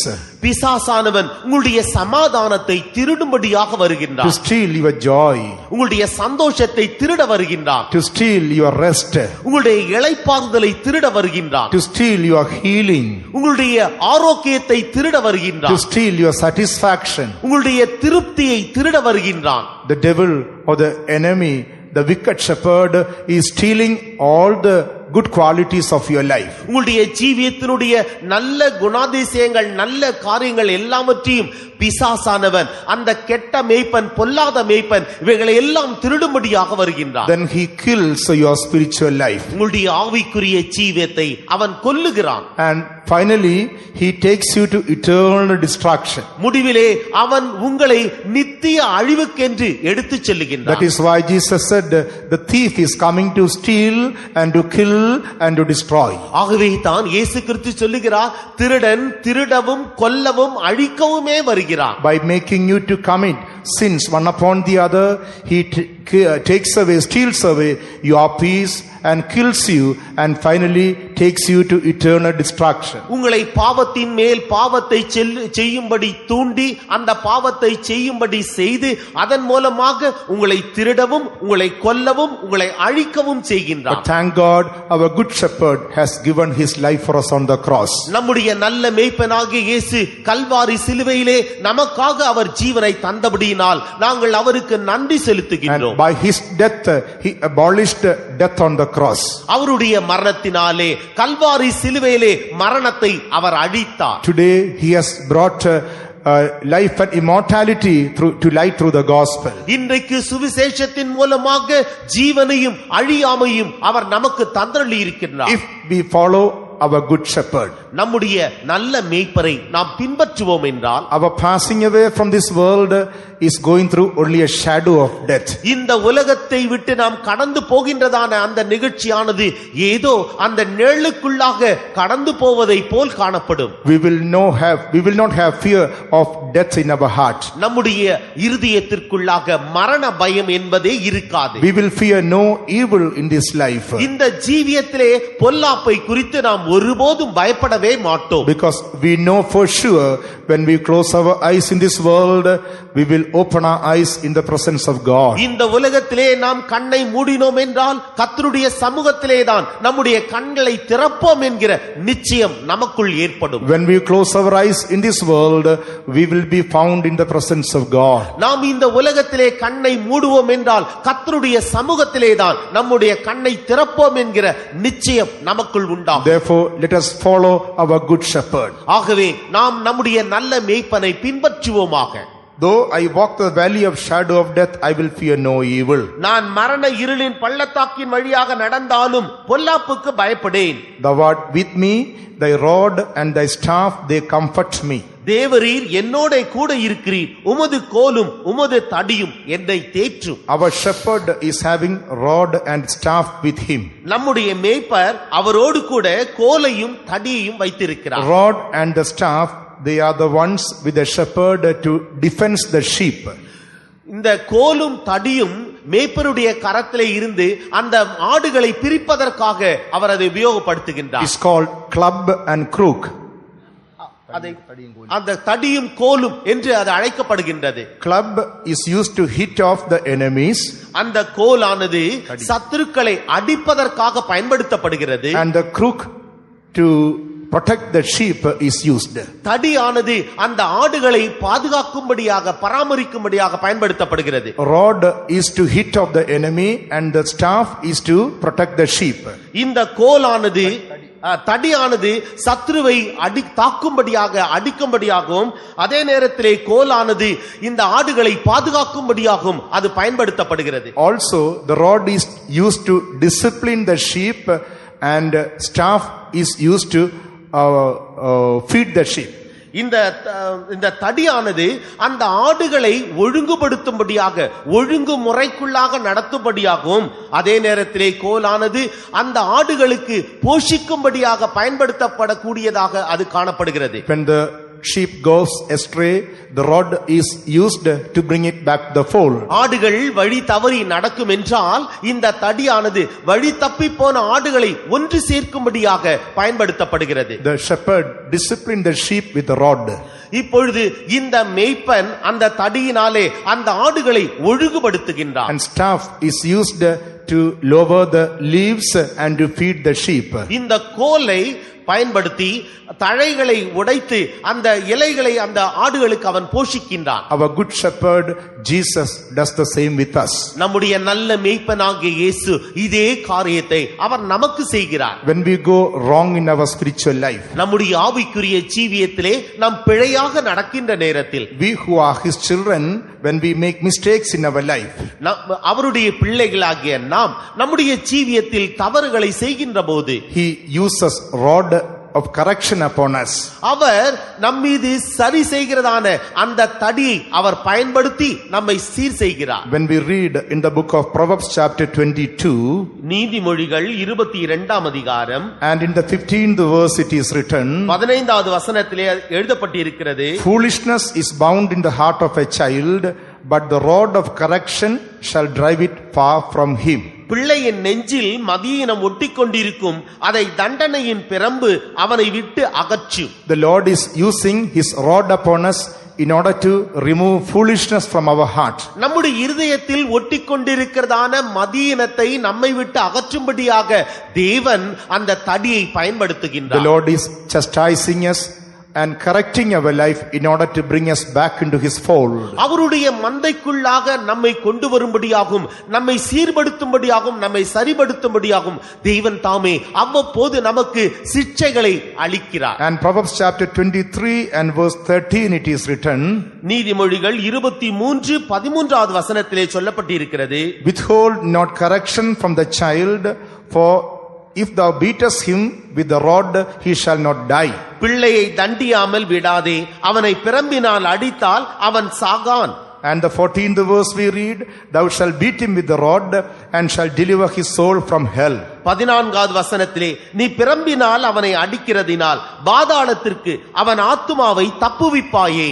The Lord is using his rod of correction upon us because we are his children. நாம் அவருடைய பிள்ளைகளாக இருக்கின்றபடியினாலே நம்மை சீர்படுத்தும்படியாக அவர் தம்முடைய தடியை பயன்படுத்துகின்றார். When we make mistakes and go wrong in our life, நம்முடைய ஜீவியத்தில் தவறுகளை செய்து நாம் பிழையான வழியிலே செல்லுகின்ற போது God in his mercy and faithfulness, because he is our shepherd, he is correcting us and chastising us. தேவன் நம்முடைய மேய்ப்பனாக இருக்கின்றபடியினாலே அவருடைய கிருபையினாலும் அவருடைய இரக்கத்தினாலும் நம்மோடு இடைபடுகின்ற நிமித்தமாக அவர் நம்மை சிட்சிக்கிறார், சரி செய்கிறார். He doesn't want to go astray and get destroyed.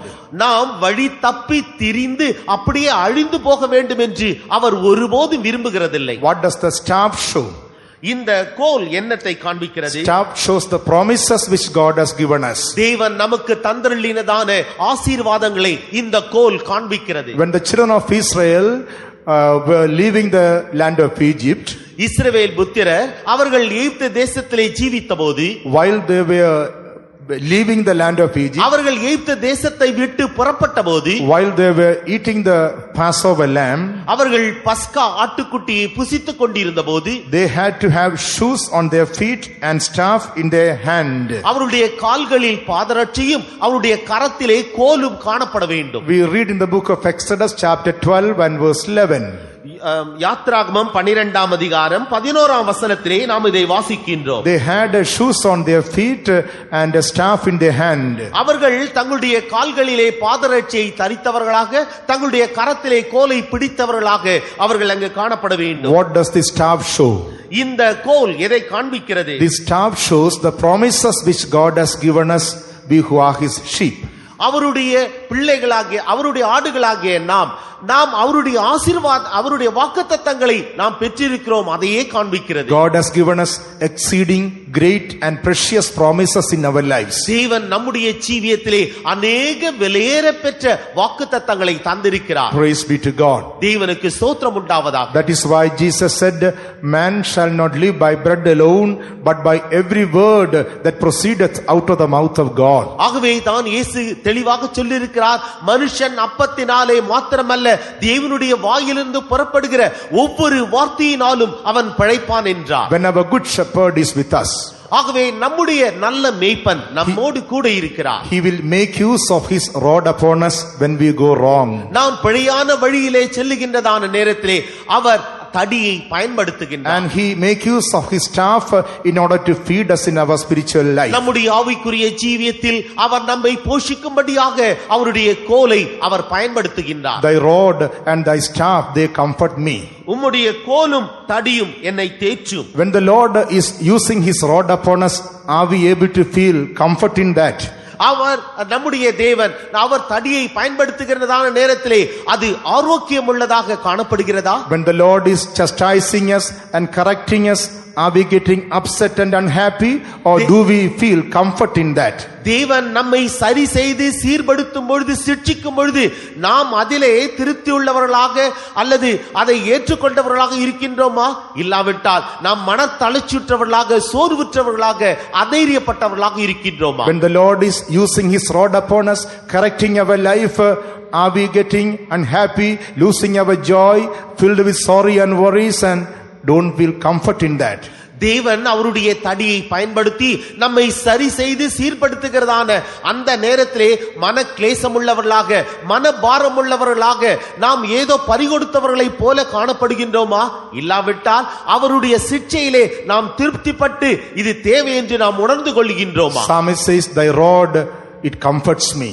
இங்கு சங்கீதக்காரன் சொல்லுகிறான், உம்முடைய தடி என்னை தேற்றுகிறது. If we are to be comforted when we are corrected or chastised, நாம் சிட்சிக்கப்படுகின்ற நேரத்திலே நாம் தேற்றப்படுவோம் என்றால், தேற்றப்பட வேண்டும் என்றால், we have to remember Aaron's rod that budded. அது ஆரோனுடைய துளிர்த்த கோல். We should remember the Aaron's rod that budded. ஆரோனுடைய துளிர்த்த கோல் என்பதை நாம் நினைவில் வைத்துக் கொள்ள வேண்டும். Aaron's rod that budded, what does it show? ஆரோனுடைய துளிர்த்த கோல் எதை காண்பிக்கிறது? Our calling and election. நம்முடைய அழைப்பையும் தெரிந்து கொள்ளுதலையும் அது காண்பிக்கிறது. The Lord has called us to attain the very perfection of our Lord.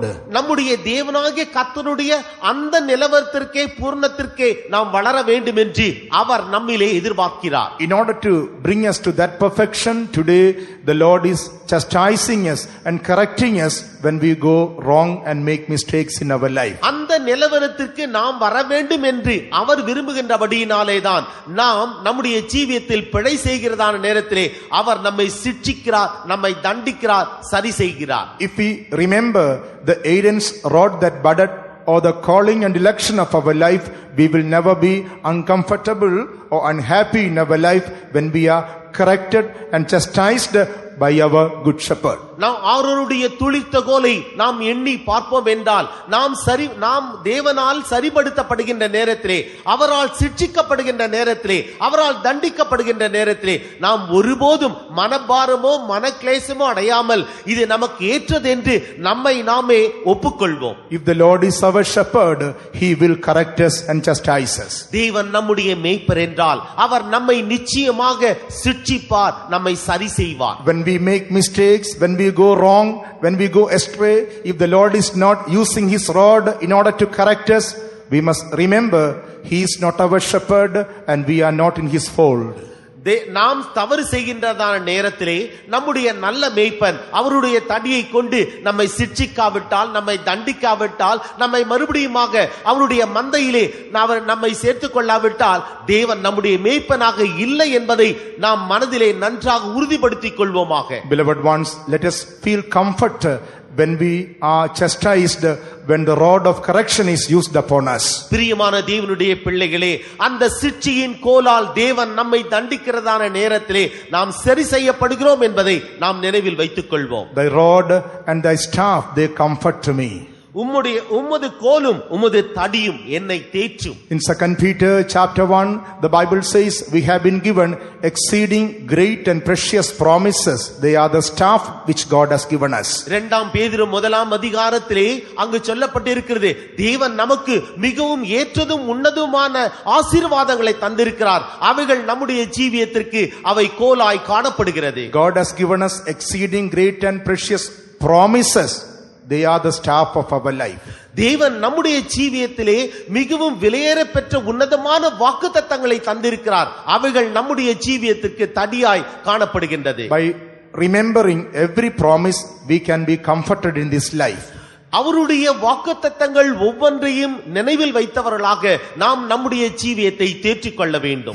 I walk through the valley of shadow of death, I will fear no evil. நான் மரண இருளின் பள்ளத்தாக்கிலே நடந்தாலும் பொல்லாப்புக்கு பயப்படேன். Thou art with me.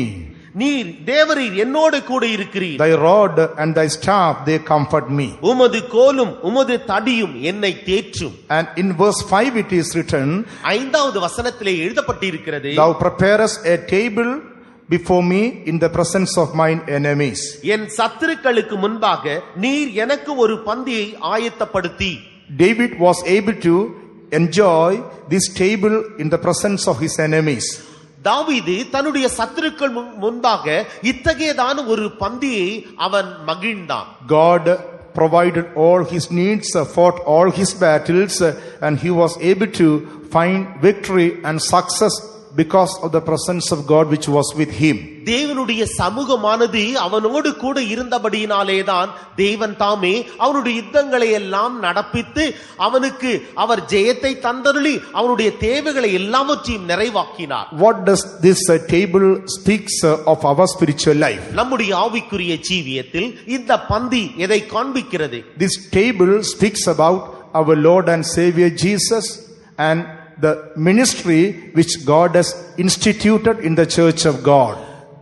இது நம்முடைய கர்த்தராகிய இயேசு கிறிஸ்துவையும் கர்த்தராகிய இயேசு கிறிஸ்து நமக்கு சபையிலே தந்திருக்கிறதான அந்த ஊழியங்களையும் இது குறிப்பிடுகிறது. Through this table, David was greatly blessed. இந்த பந்தியின் மூலமாக தாவீது மிகவும் ஆசீர்வதிக்கப்பட்டான். We read about the shadow of this table in the book of Exodus chapter 23. யாத்ராகமம் 23வது அதிகாரம், chapter 25. யாத்ராகமம் 25வது அதிகாரத்திலே இந்த பந்தியினுடைய ஒரு நிழலாட்டமான காரியத்தை அங்கு காணுகின்றோம். The Lord commanded Moses to make a table of shittim wood. சித்தி மரத்தினாலே நீ ஒரு மேஜையை உண்டு பண்ணுவாயாக என்று தேவனாகிய கர்த்தர் மோசேக்கு கட்டளையிட்டார். Book of Exodus chapter 25 and 23, it is mentioned about this table. யாத்ராகமம் 25ஆம் அதிகாரம் 23வது வசனத்திலே இந்த மேஜையை குறித்து சொல்லப்பட்டிருக்கிறது. Moses had to make this table and keep in the holy place of the tabernacle that was built in the desert. இங்கு இந்த வனாந்தரத்திலே கட்டப்பட்டதான அந்த வாசஸ்தலத்திலே ஆசரிப்பு கூடாரத்திலே இந்த மோசே சித்தி மரத்தினாலே ஒரு மேஜையை உண்டு பண்ணி அதை பரிசுத்த ஸ்தலத்திலே வைக்க வேண்டும். This table was made of shittim wood and kept in the holy place in the tabernacle which was built by Moses in the desert. மோசேயினாலே வனாந்தரத்திலே உருவாக்கப்பட்டதான அந்த ஆசரிப்பு கூடாரத்தில் சித்தி மரத்தினாலே செய்யப்பட்டதான இந்த மேஜையானது அந்த ஆசரிப்பு கூடாரத்தின் பரிசுத்த ஸ்தலத்திலே அது வைக்கப்பட வேண்டும். This table was known as the table of showbread. இந்த மேஜையானது சமூகத்து அப்பங்களை வைக்கிற மேஜை என்று அழைக்கப்படுகிறது. In the book of Exodus chapter 25 when we read, யாத்ராகமம் 25வது அதிகாரத்தை நாம் வாசிப்போம் என்றால், in the 30th verse we find always there was showbread upon this table. 30வது வசனத்திலே மேஜையின் மேல் நித்தமும் என் சந்நிதியிலே சமூகத்தப்பங்களை வைக்க கடவாய். This table is the type and shadow of our Lord and Savior Jesus. இந்த மேஜையானது நம்முடைய கர்த்தராகிய இயேசு கிறிஸ்துவுக்கு நிழலாட்டமாக அது காணப்படுகிறது. And also the blessings that we receive through the ministry of the apostles in the church of God. தேவனுடைய சபையிலே அப்போஸ்தலருடைய ஊழியத்தின் மூலமாக நாம் பெற்றுக்கொள்ளுகிறதான ஆசீர்வாதங்களையும் இது காண்பிக்கிறது. Praise be to God. தேவனுக்கு ஸ்தோத்திரம் உண்டாவதாக. David was able to receive all the spiritual blessings through this table. இந்த மேஜையின் மூலமாக மூலமாக தாவீது எல்லா விதமான ஆவிக்குரிய ஆசீர்வாதங்களையும் பெற்றுக்கொள்ளக்கூடியவனாக இருந்தான். Not only spiritual blessings, even the material and earthly blessings are met by the Lord when we seek Him and His kingdom. நாம் அவரையும் அவருடைய ராஜ்யத்தையும் தேடுவோம் என்றால் ஆவிக்குரிய ஆசீர்வாதங்கள் மட்டுமல்ல, உலக பிரகாரமான பொருள் சம்பந்தமான சகலவிதமான ஆசீர்வாதங்களும் நமக்கு தந்தருளப்படும். As this table stood on 4 legs, இந்த மேஜைக்கு 4 கால்கள் காணப்பட்டது. we are able to see the perfection of 4 characters through our Lord and Savior Jesus. நம்முடைய கர்த்தராகிய இயேசு கிறிஸ்துவின் மூலமாக 4 விதமான பூரணங்களை நாம் காண்கின்றோம். Perfection of faith, விசுவாசத்தின் பூரணம், perfection in doing the will of God, தேவனுடைய சித்தத்தை செய்வதிலே பூரணம், perfection in love, அன்பிலே பூரணம், and perfection in the holiness of God. தேவனுக்கேற்ற அந்த பரிசுத்தத்திலே பூரணம். We need to become perfect in the faith of God. நாம் தேவனுக்கேற்ற அந்த விசுவாசத்திலே பூரணராக இருக்க வேண்டும். James chapter 2 and verse 22, it is written about becoming perfect in faith. யாக்கோபு எழுதின நிருபம் 2ஆம் அதிகாரம் 22வது வசனத்திலே விசுவாசத்தின் பூரணத்தை குறித்து அங்கு சொல்லப்பட்டிருக்கிறது. And in Colossians chapter 4, கொலோசியர் 4ஆம் அதிகாரம் in the 12th verse, it is mentioned about becoming perfect and complete in the will of God. 12வது வசனத்திலே தேவனுடைய சித்தத்தை செய்து நிறைவேற்றுவதிலே காணப்படுகிறதான அந்த பூரணத்தை குறித்து அங்கு சொல்லப்பட்டிருக்கிறது. In 1 John chapter 4, முதலாம் யோவான் 4ஆம் அதிகாரம் in the 18th verse, it is mentioned about becoming perfect in the love of God. 18வது வசனத்திலே தேவனுடைய அன்பிலே பூரணப்படுதலை குறித்து அங்கு சொல்லப்பட்டிருக்கிறது. And in 2 Corinthians chapter 7, 2ஆம் கொரிந்தியர் 7ஆம் அதிகாரம் in the first verse, it is mentioned about becoming perfect in holiness. முதலாம் வசனத்திலே பரிசுத்தத்திலே பூரணமாகுதலை குறித்து அங்கு சொல்லப்பட்டிருக்கிறது. This table stood on the 4 legs. இந்த மேஜையானது அந்த 4 கால்களின் மீது காணப்படுகிறது. Even so, through our great shepherd, our Lord and Savior Jesus, we are able to see these 4 kinds of perfections in this life. இதுபோலவே நம்முடைய நல்ல மேய்ப்பராகிய நம்முடைய கர்த்தராகிய இயேசு கிறிஸ்துவிலே இந்த 4 விதமான பூரணங்களையும் நாம் காணுகின்றோம். That is why we read about 4 gospels in the New Testament books. ஆகவே தான் புதிய ஏற்பாட்டிலே 4 சுவிசேஷங்களை நாம் காண்கின்றோம். Gospel of Saint Matthew, Mark, Luke and John. மத்தேயு எழுதின சுவிசேஷம், மார்க் எழுதின சுவிசேஷம், லூக்கா எழுதின சுவிசேஷம், யோவான் எழுதின சுவிசேஷம் என்று 4 சுவிசேஷங்களை காண்கின்றோம். Gospel of Saint Matthew is describing our Jesus, good shepherd, as a king. மத்தேயு அந்த சுவிசேஷகர் நம்முடைய இயேசுவை அவர் ராஜாவாக விவரிக்கிறார். It speaks about the great faith that we have to have through Jesus. கிறிஸ்தேசுவின் மூலமாக நாம் பெற்றுக்கொள்ளக்கூடியதான அந்த விசுவாசத்தை அது வெளிப்படுத்துகிறது. Gospel of Saint Mark is describing Jesus as the servant who did the will of God. தேவனுடைய சித்தத்தை செய்ததான ஒரு ஊழியக்காரனாக மார்க்கு அவரை சித்தரிக்கின்றார். And Gospel of Saint Luke is describing Jesus as a man to show the love of God. தேவனுடைய அன்பை வெளிப்படுத்துகிற ஒரு நபராக இயேசுவை லூக்கா விவரிக்கின்றார். And Gospel of Saint John is describing Jesus for the higher life, heavenly life, which speaks about the holiness that we have to attain in our life. நம்முடைய ஜீவியத்திலே நாம் பெற்றுக்கொள்ள வேண்டியதான மிக உன்னதமான அந்த பரிசுத்த ஜீவியத்தை குறித்தும் கர்த்தராகிய இயேசு எவ்வாறு அந்த பரிசுத்தத்திலே உன்னதமானவராக இருந்தார் என்பதை குறித்தும் யோவான் அழகாக விவரிக்கின்றார். This table stood on 4 legs. இந்த மேஜையானது 4 கால்களிலே அது காணப்படுகின்றது. When we read in the book of Ezekiel chapter 1, எசேக்கியேலின் புத்தகம் 1ஆம் அதிகாரம் in the 10th verse, it is mentioned about a creature coming out of the whirlwind. ஒரு பெரிய புயல் காற்றிலிருந்து வெளிவருகிறதான ஒரு மிருகத்தை குறித்து 10ஆம் வசனத்திலே அங்கு சொல்லப்பட்டிருக்கின்றது. That creature is having 4 faces. அந்த ஜந்துவிற்கு 4 முகங்கள் காணப்படுகின்றது. Face of the lion, face of the oxen, face of the man and the face of the eagle. அது மனுஷ முகம், சிங்க முகம், எருது முகம், கழுகு முகம். Which speaks about these 4 kinds of perfection the church of God has to come. தேவனுடைய சபையானது பெற்றுக்கொள்ளக்கூடியதான 4 விதமான பூரணங்களை இது குறிப்பிடுகிறது. As this table stood on 4 legs, இந்த மேஜையானது 4 கால்களின் மீது நிற்கிறது போல we are able to see these 4 perfections in the life of our Jesus. நம்முடைய கர்த்தராகிய இயேசு கிறிஸ்துவிலே இந்த 4 விதமான பூரணங்களை நாம் காண்கின்றோம். Our calling is to become perfect our Jesus is. நம்முடைய இயேசுவை போல நாம் பூரணராக இருக்க வேண்டும் என்பதுதான் நம்முடைய அழைப்பு. Our calling is to become like our good shepherd. நம்முடைய நல்ல மேய்ப்பனை போல நாம் மாற வேண்டும் என்பதுதான் நம்முடைய அழைப்பு. That's why the Lord has instituted this ministry of apostles in the church. ஆகவே தான் அப்போஸ்தலர் ஊழியத்தை இந்த சபையிலே அவர் ஏற்படுத்தி இருக்கின்றார். And upon this table 12 cakes were always kept before the Lord.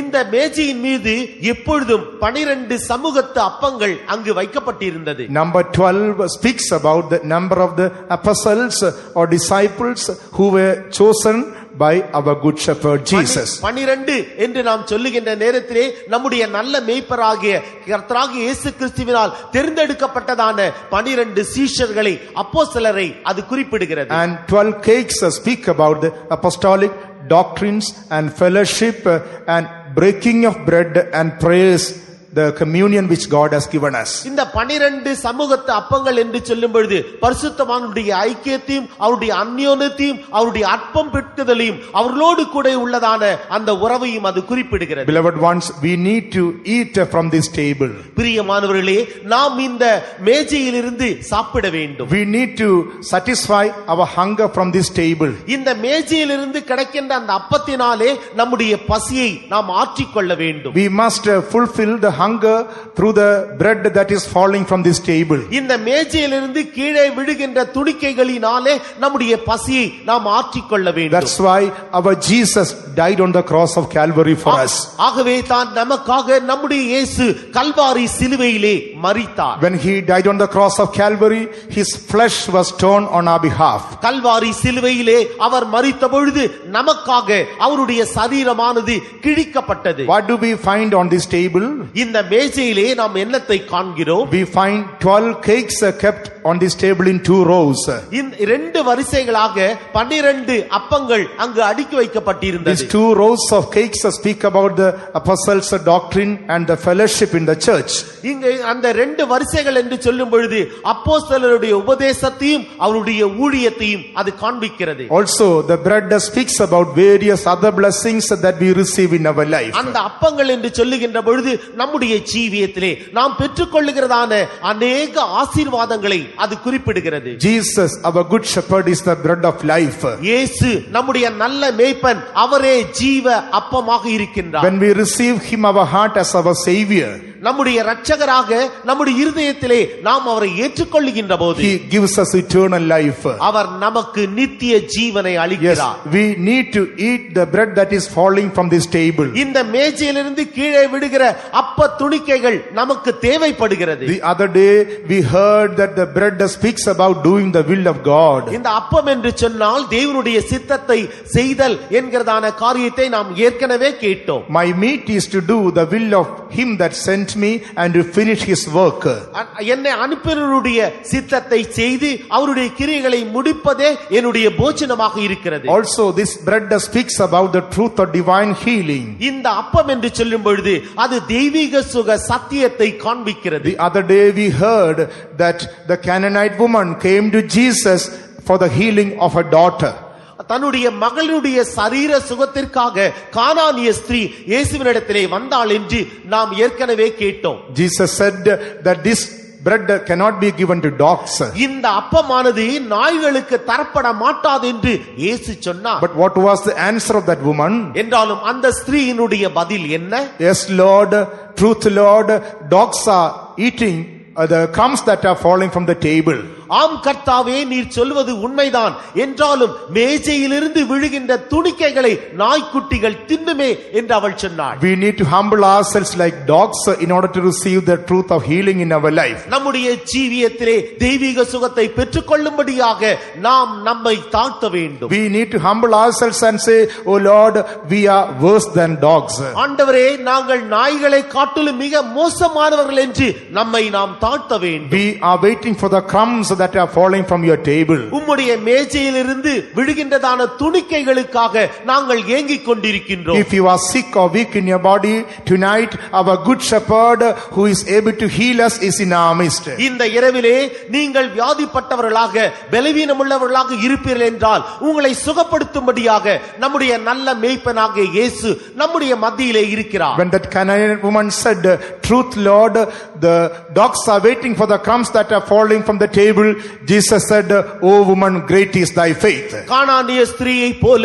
ஆண்டவரே, உம்முடைய மேஜையிலிருந்து கீழே விழுகிறதான துணிக்கைகளை பொறுக்கிக் கொள்ளும்படியாக நாய்க்குட்டிகளாக நாங்கள் காத்திருக்கின்றோம் என்று நீங்கள் சொல்லுவீர்கள் என்றால் இயேசு உங்களை சொஸ்தமாக்குவார். Tonight he is able to see the faith of each and every one.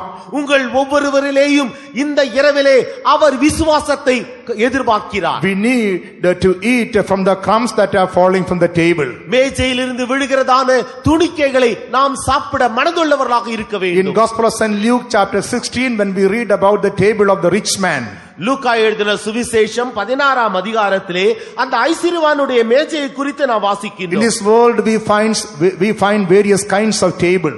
இந்த உலகத்திலே அநேக விதமான மேஜைகளை நாம் பார்க்கின்றோம். According to the purpose of our life, we make tables.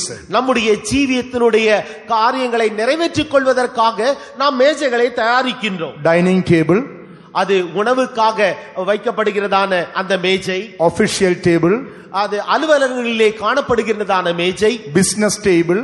வியாபார ரீதியிலே காணப்படுகின்றதான மேஜை. According to our need, we make various tables in this world. நம்முடைய தேவைகளுக்கு ஏற்றவண்ணமாக இந்த உலகத்திலே நாம் மேஜைகளை தயாரிக்கின்றோம். We read about the table of the rich man, from where crumbs were falling and Lazarus was waiting to eat that crumbs. இங்கு ஒரு ஐஸ்வர்யவானாகிய ஒரு மனுஷன் இருந்தான். அவனுடைய மேஜையிலிருந்து அப்ப துணிக்கைகள் கீழே விழுந்தது.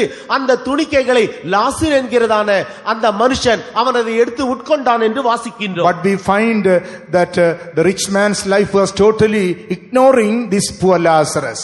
இந்த ஐஸ்வர்யமுள்ள அந்த மனுஷனுடைய ஜீவியமானது இந்த ஏழை லாசருவை ஒருபோதும் அவன் கண்டுகொள்ளவே இல்லை. Beloved ones, we who are eating from the table of the Lord, we should have compassion and mercy towards those who are suffering and needy people. கர்த்தருடைய மேஜையிலே நாம் சாப்பிடுகிறதான நாம் தேவையுள்ளவர்கள், ஏழைகள், அவர்களை நாம் கண்ணோக்கி பார்க்க வேண்டும், அவர்களுக்கு உதவி செய்ய வேண்டும். God is feeding us with the special bread from his table.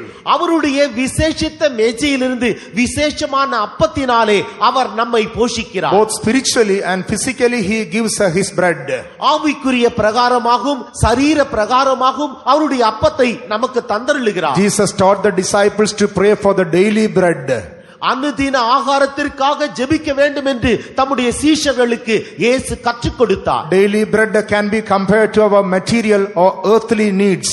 அனுதின அந்த அப்பமானது நம்முடைய அன்றாட தேவைகள், பூமிக்குரிய தேவைகளை குறிப்பிடுகிறது. Not only spiritually the Lord is feeding us, materially and earthly also he provides our needs. ஆவிக்குரிய பிரகாரமாக மாத்திரமல்ல, உலக பிரகாரமாகவும் பொருள் சம்பந்தமாகவும் அவர் நம்முடைய தேவைகளை சந்திக்கிறார். But we should be having feelings towards those who are needy and having various problems. அநேக பிரச்சனைகள், அநேக தேவையுள்ளவர்களை நாம் எப்பொழுதும் மனதிலே கருத்தில் கொண்டவர்களாக அவர்களுக்கு உதவி செய்ய வேண்டும். That is why we should be doing righteous works or good works in this world. ஆகவே தான் இந்த உலகத்திலே நீதியுள்ள நல்ல கிரியைகளை நாம் செய்ய வேண்டும். If we are to have a glorious garment of righteousness in eternity, நித்தியத்திலே நமக்கு நீதியான வஸ்திரம் மகிமையான வஸ்திரம் வேண்டும் என்றால் we need to do righteous works or good works which will be our garments in eternity. நித்தியத்திலே நமக்கு வஸ்திரங்களை பெற்றுக்கொள்ளும்படியாக நீதியான காரியங்கள்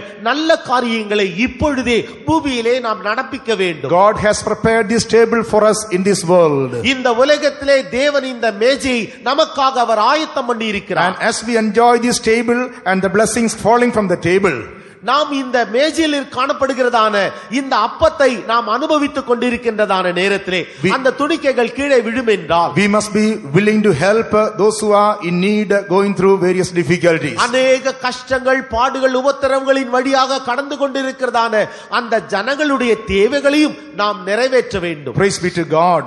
தேவனுக்கு ஸ்தோத்திரம் உண்டாவதாக. When we turn to 1 Corinthians chapter 10, முதலாம் கொரிந்தியர் 10ஆம் அதிகாரம் 1 Corinthians chapter 10 and verse 21, when we read, முதலாம் கொரிந்தியர் 10ஆம் அதிகாரம் 21ஆம் வசனத்தை நாம் வாசிப்போம் என்றால், ye cannot drink the cup of the Lord and the cup of the devils. நீங்கள் கர்த்தருடைய பாத்திரத்திலும் பேய்களுடைய பாத்திரத்திலும் பானம் பண்ணக்கூடாதே. Ye cannot be partakers of the Lord's table and the table of the devils. நீங்கள் கர்த்தருடைய போஜன பந்திக்கும் பேய்களுடைய போஜன பந்திக்கும் பங்குள்ளவர்களாய் இருக்க கூடாதே. The Lord has appointed, our good shepherd has appointed a special ministry of holy communion in the church of God. தேவனுடைய சபையிலே நம்முடைய நல்ல மேய்ப்பன் ஒரு அவர் பரிசுத்த பந்தியை அவர் ஆயத்தம் பண்ணி இருக்கிறார். We need to take part from this table for our spiritual growth. நம்முடைய ஆவிக்குரிய ஜீவியத்தின் வளர்ச்சிக்காக பரிசுத்த பந்தியிலே நாம் பங்கு பெற வேண்டும். Every month God has ordained this privilege in our church. நம்முடைய சபையிலே ஒவ்வொரு மாதமும் இத்தகைய ஸ்லாக்கியத்தை அவர் நமக்கு தந்தருளி இருக்கிறார். We need to put ourselves right before the Lord and eat of this table. நாம் தேவனுக்கு முன்பாக நம்மை சரி செய்து கொண்டவர்களாக அவருடைய மேஜையிலே நாம் பங்கு பெற வேண்டும். When we turn to Gospel of St. Luke chapter 22, லூக்கா எழுதின சுவிசேஷம் 22ஆம் அதிகாரம், Luke chapter 22 and verse 21, it is written, லூக்கா எழுதின சுவிசேஷம் 22ஆம் அதிகாரம் 21ஆம் வசனத்தை நாம் வாசிப்போம் என்றால், Jesus said, behold, the hand of him that betrayeth me is with me on the table. இதோ என்னை காட்டிக் கொடுக்கிறவனுடைய கை என்னுடனே கூட பந்தியில் இருக்கிறது. Behold, the hand of him that betrayeth me is with me on the table. இதோ என்னை காட்டிக் கொடுக்கிறவனுடைய கை என்னுடனே கூட பந்தியில் இருக்கிறது. As we stretch forth our hands to take part in the table of God, தேவனுடைய அந்த மேஜையிலே நாம் அந்த அப்பத்தை மேஜையிலிருந்து காணப்படுகிற அப்பத்தை நாம் பெற்றுக்கொள்ள நம்முடைய கையை நீட்டுகின்ற நேரத்தில் we should have a good conscience before God and man in order to take part in it. அதிலே பங்கு பெறும்படியாக தேவனுக்கு முன்பாகவும் மனுஷருக்கு முன்பாகவும் நல் மனசாட்சி உடையவர்களாக நாம் இருக்க வேண்டும். There are people, those who ignore this table in their life.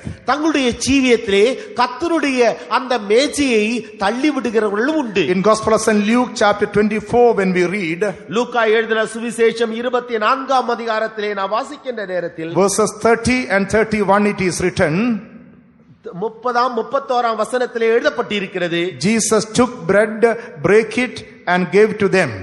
தேவன் இயேசுதாமே அப்பத்தை எடுத்து பிட்டு அவர்களுக்கு தந்தார். And their eyes were opened. அவருடைய கண்கள் திறக்கப்பட்டது. If we take part in the table of God, our eyes of understanding will be enlightened. நாம் கர்த்தருடைய மேஜையிலே பங்கு பெறுவோம் என்றால் நம்முடைய மனக்கண்களானது திறக்கப்படும். We will be able to know our state and rectify ourselves. நம்முடைய உண்மையான நிலவரத்தை நாம் அறிந்தவர்களாக நம்மை நாமே சீர்படுத்திக் கொள்ளலாம். God has prepared a table for us in eternity. நித்தியத்திலே தேவன் நமக்காக ஒரு மேஜை பந்தி ஆயத்தப்படுத்தி வைத்திருக்கிறார். In Luke chapter 22, when we read, லூக்கா எழுதின சுவிசேஷம் 22ஆம் அதிகாரம், Luke chapter 22 and verse 29, it is written, லூக்கா எழுதின சுவிசேஷம் 22ஆம் அதிகாரம் 29ஆம் வசனம், I appoint unto you a kingdom as my Father has appointed unto me. என் பிதா எனக்கு ஒரு ராஜ்யத்தை ஏற்படுத்தினது போல நானும் உங்களுக்கு ஏற்படுத்துகிறேன். 30th verse, he says, ye may eat and drink at my table in my kingdom. நீங்கள் என் ராஜ்யத்திலே என் பந்தியிலே போஜனமானம் பண்ணி. What does this table show? இந்த மேஜை எதை காண்பிக்கிறது? Eating and drinking from the table of God. தேவனுடைய அந்த பந்தியிலே நாம் புசிப்பது குடிப்பது. In Revelation chapter 3 when we read, வெளிப்படுத்தின விசேஷம் 3ஆம் அதிகாரம் in the 21st verse it is written. 21வது வசனத்திலே எழுதப்பட்டிருக்கிறது. 20th verse it is written. 20வது வசனத்திலே எழுதப்பட்டிருக்கிறது. I will come to him and will sup with him and he with me. அவனிடத்தில் நான் பிரவேசித்து அவனோடே போஜனம் பண்ணுவேன், அவனும் என்னோடே போஜனம் பண்ணுவான். We will be able to eat and drink from the table of the Lord. அவன் தேவனுடைய அந்த மேஜையிலிருந்து போஜனம் பண்ணக்கூடிய நிலவரத்திலே காணப்படுகிறான். What does it show?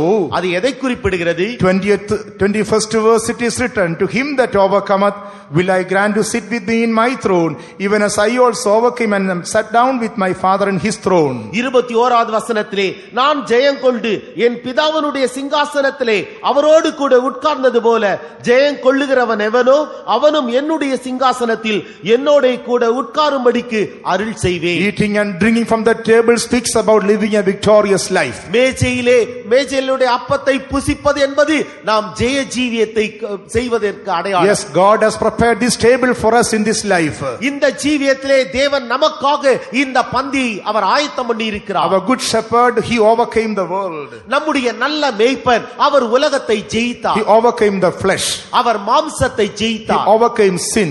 அவர் பாவத்தை ஜெயித்தார். He overcame sicknesses. அவர் வியாதிகளை ஜெயித்தார். He overcame every evil spirit. எல்லா பொல்லாத ஆவிகளையும் அவர் ஜெயித்தார். He overcame even death and hell as well. அவர் மரணத்தையும் பாதாளத்தையும் கூட ஜெயித்தார். Today the same overcoming is promised unto us. அதே ஜெயித்தவர் அவர் நமக்கு வாக்குத்தத்தம் பண்ணி இருக்கிறார். We can eat and drink from this table. இதே மேஜையிலே நாமும் புசிக்கலாம், பானம் பண்ணலாம். If our life is right with the Lord, நம்முடைய ஜீவியமானது தேவனுக்கு முன்பாக சரியாக இருக்கும் என்றால், if we got a good conscience before God and man, தேவனுக்கு முன்பாகவும் மனுஷருக்கு முன்பாகவும் நம்முடைய மனசாட்சி நல்மனசாட்சியாக இருக்கும் even in the midst of the enemies the Lord prepares the table for us. நம்முடைய சத்துருக்களுக்கு முன்பாகவும் தேவன் நமக்கு ஒரு பந்தியை ஆயத்தப்படுத்துவார். Yea, I walk through the valley of shadow of death, I will fear no evil, for thou art with me. நான் மரண இருளின் பள்ளத்தாக்கிலே நடந்தாலும் பொல்லாப்புக்கு பயப்படேன், தேவரீர் என்னோட கூட இருக்கிறீர். Thy rod and thy staff they comfort me. உமது கோலும் உமது தடியும் என்னை தேற்றும். Thou preparest a table before me in the presence of mine enemies. என் சத்துருக்களுக்கு முன்பாக நீர் எனக்கு ஒரு பந்தியை ஆயத்தப்படுத்தி. If the Lord is our good shepherd, தேவன் நம்முடைய நல்ல மேய்ப்பராக இருப்பார் என்றால், we will be able to enjoy the blessings from the table of God. தேவனுடைய மேஜையில் காணப்படுகிறதான எல்லா ஆசீர்வாதங்களையும் நாம் அடைபவர்களாக இருப்போம். Shall we close our eyes? நம்முடைய கண்களை நாம் Shall மூடுவோமாக. we surrender our life? நம்முடைய ஜீவியத்தை நாம் ஒப்படைப்போமா? Let us admit that we are his sheep and he is our shepherd. நாம் அவருடைய ஆடுகளும் அவர் நம்முடைய மேய்ப்பருமாக இருக்கிறார் என்பதை ஒப்புக்கொள்வோமாக. Let us eat the crumb that is falling from his table. அவருடைய மேஜையிலிருந்து விழுகிறதான துணிக்கைகளை நாம் உட்கொள்வோமாக. Let us receive the eternal life. நாம் நித்திய ஜீவனை பெற்றுக்கொள்வோமாக. Let us receive healing of the Lord. தேவனிடத்திலிருந்து வருகிற ஆரோக்கியத்தை நாம் பெற்றுக்கொள்வோம். All the material blessings the Lord has provided for us. தேவன் நமக்கென்று சேமித்து வைத்திருக்கிறதான எல்லா விதமான Let us ஆசீர்வாதங்களையும் live a victorious life. நாம் ஜெய ஜீவியத்தை செய்வோமாக. We will become worthy to sit with our Jesus on his throne. அவருடைய சிங்காசனத்திலே நம்முடைய இயேசுவோடு கூட உட்காருவதற்கு தகுதி படைத்தவர்களாக மாறுவோமாக. May the Lord help us all. தேவன் தாமே நாம் எல்லாருக்கும் உதவி செய்வாராக. சத்துருக்கள் முன்பில் எனக்காக பந்தியில் ஆயத்தம் செய்தார். சத்துருக்கள் முன்பில் எனக்காக பந்தியில் ஆயத்தம் செய்தார். எனக்கு மேன்மையால் அபிஷேகித்து பாத்திரம் நிரம்பி வழிய செய்தார். எனக்கு மேன்மையால் அபிஷேகித்து பாத்திரம் நிரம்பி வழிய செய்தார். சத்துருக்கள் முன்பில் எனக்காக பந்தியில் ஆயத்தம் செய்தார்.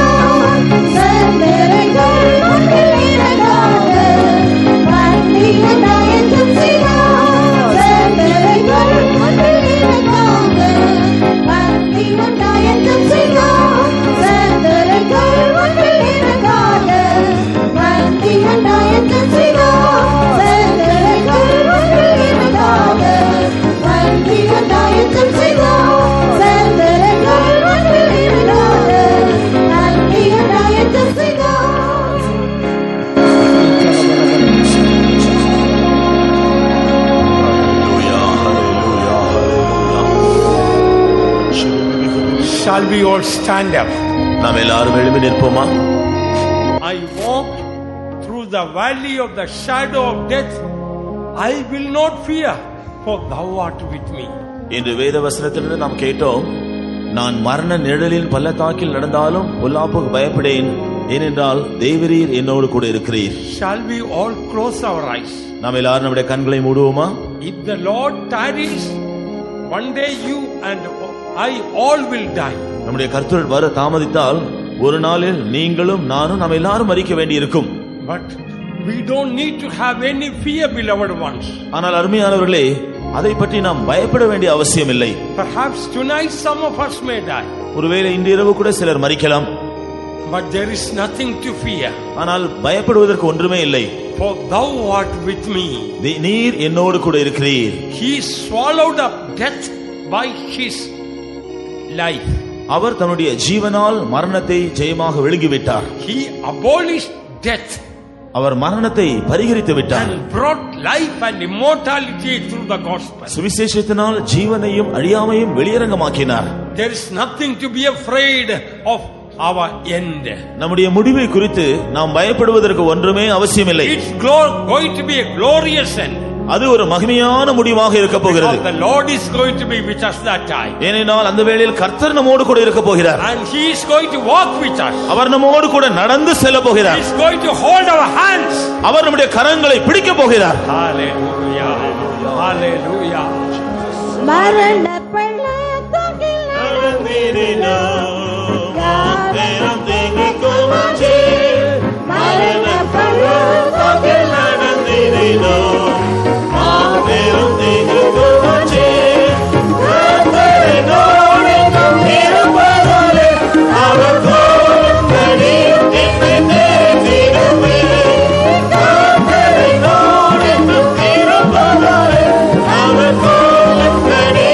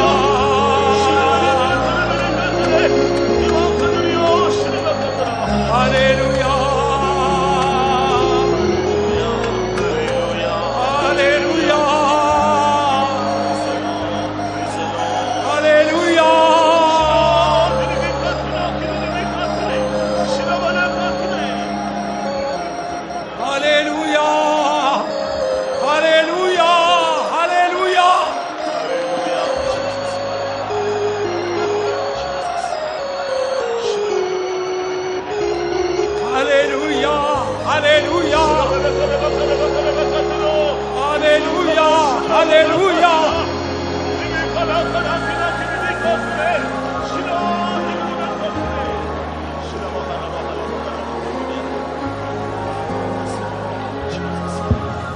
Let us all by faith boldly sing once again that.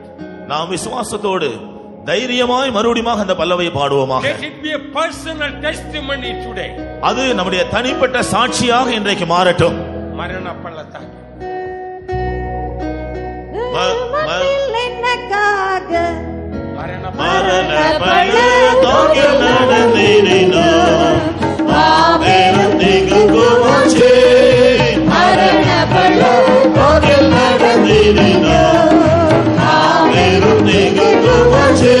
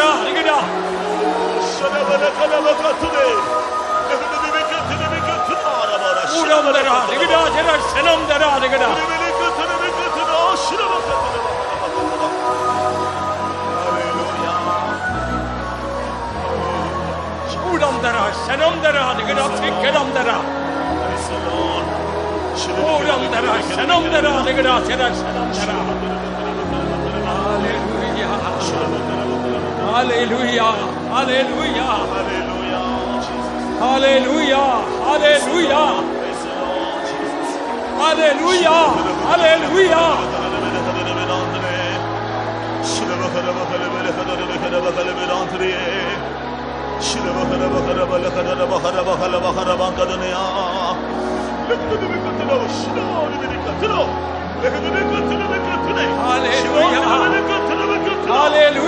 Hallelujah.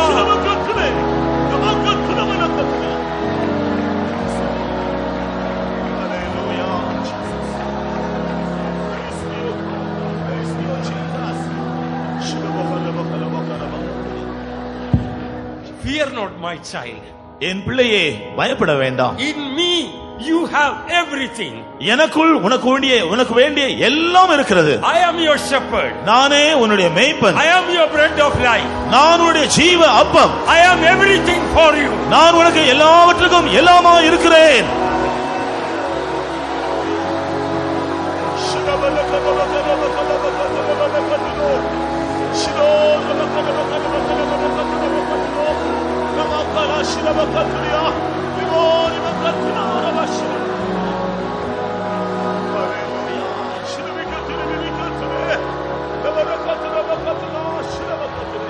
Hallelujah.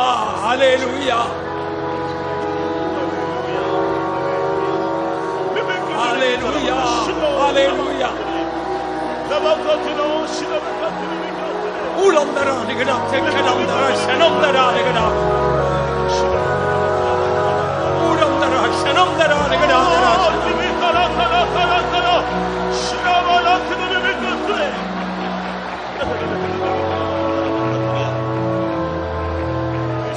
Ulamdara shanamdara nigada tekkelamdara shanamdara.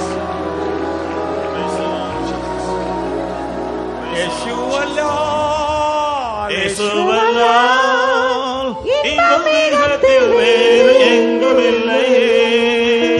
இயேசுவல்லால் இயேசுவல்லால் இன்பம் வேறு எங்குமில்லையே. இயேசுவல்லால் இயேசுவல்லால் இன்பமிகத்தில் வேறு எங்குமில்லையே. இயேசுவல்லால் இயேசுவல்லால் இன்பம் வேறு எங்குமில்லையே. இயேசுவல்லால் இயேசுவல்லால் இன்பமிகத்தில் வேறு எங்குமில்லையே. இயேசுவல்லால் இயேசுவல்லால் இன்பம் வேறு எங்குமில்லையே. இயேசுவல்லால் இயேசுவல்லால் இன்பமிகத்தில் வேறு எங்குமில்லையே. இயேசுவல்லால் இயேசுவல்லால் இன்பம் வேறு எங்குமில்லையே.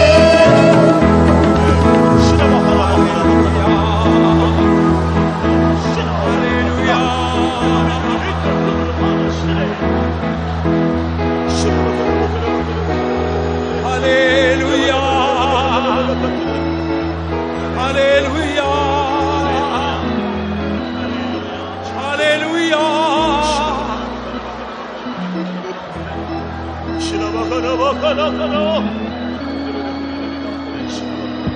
All the glorious things the Lord has spoken to us tonight.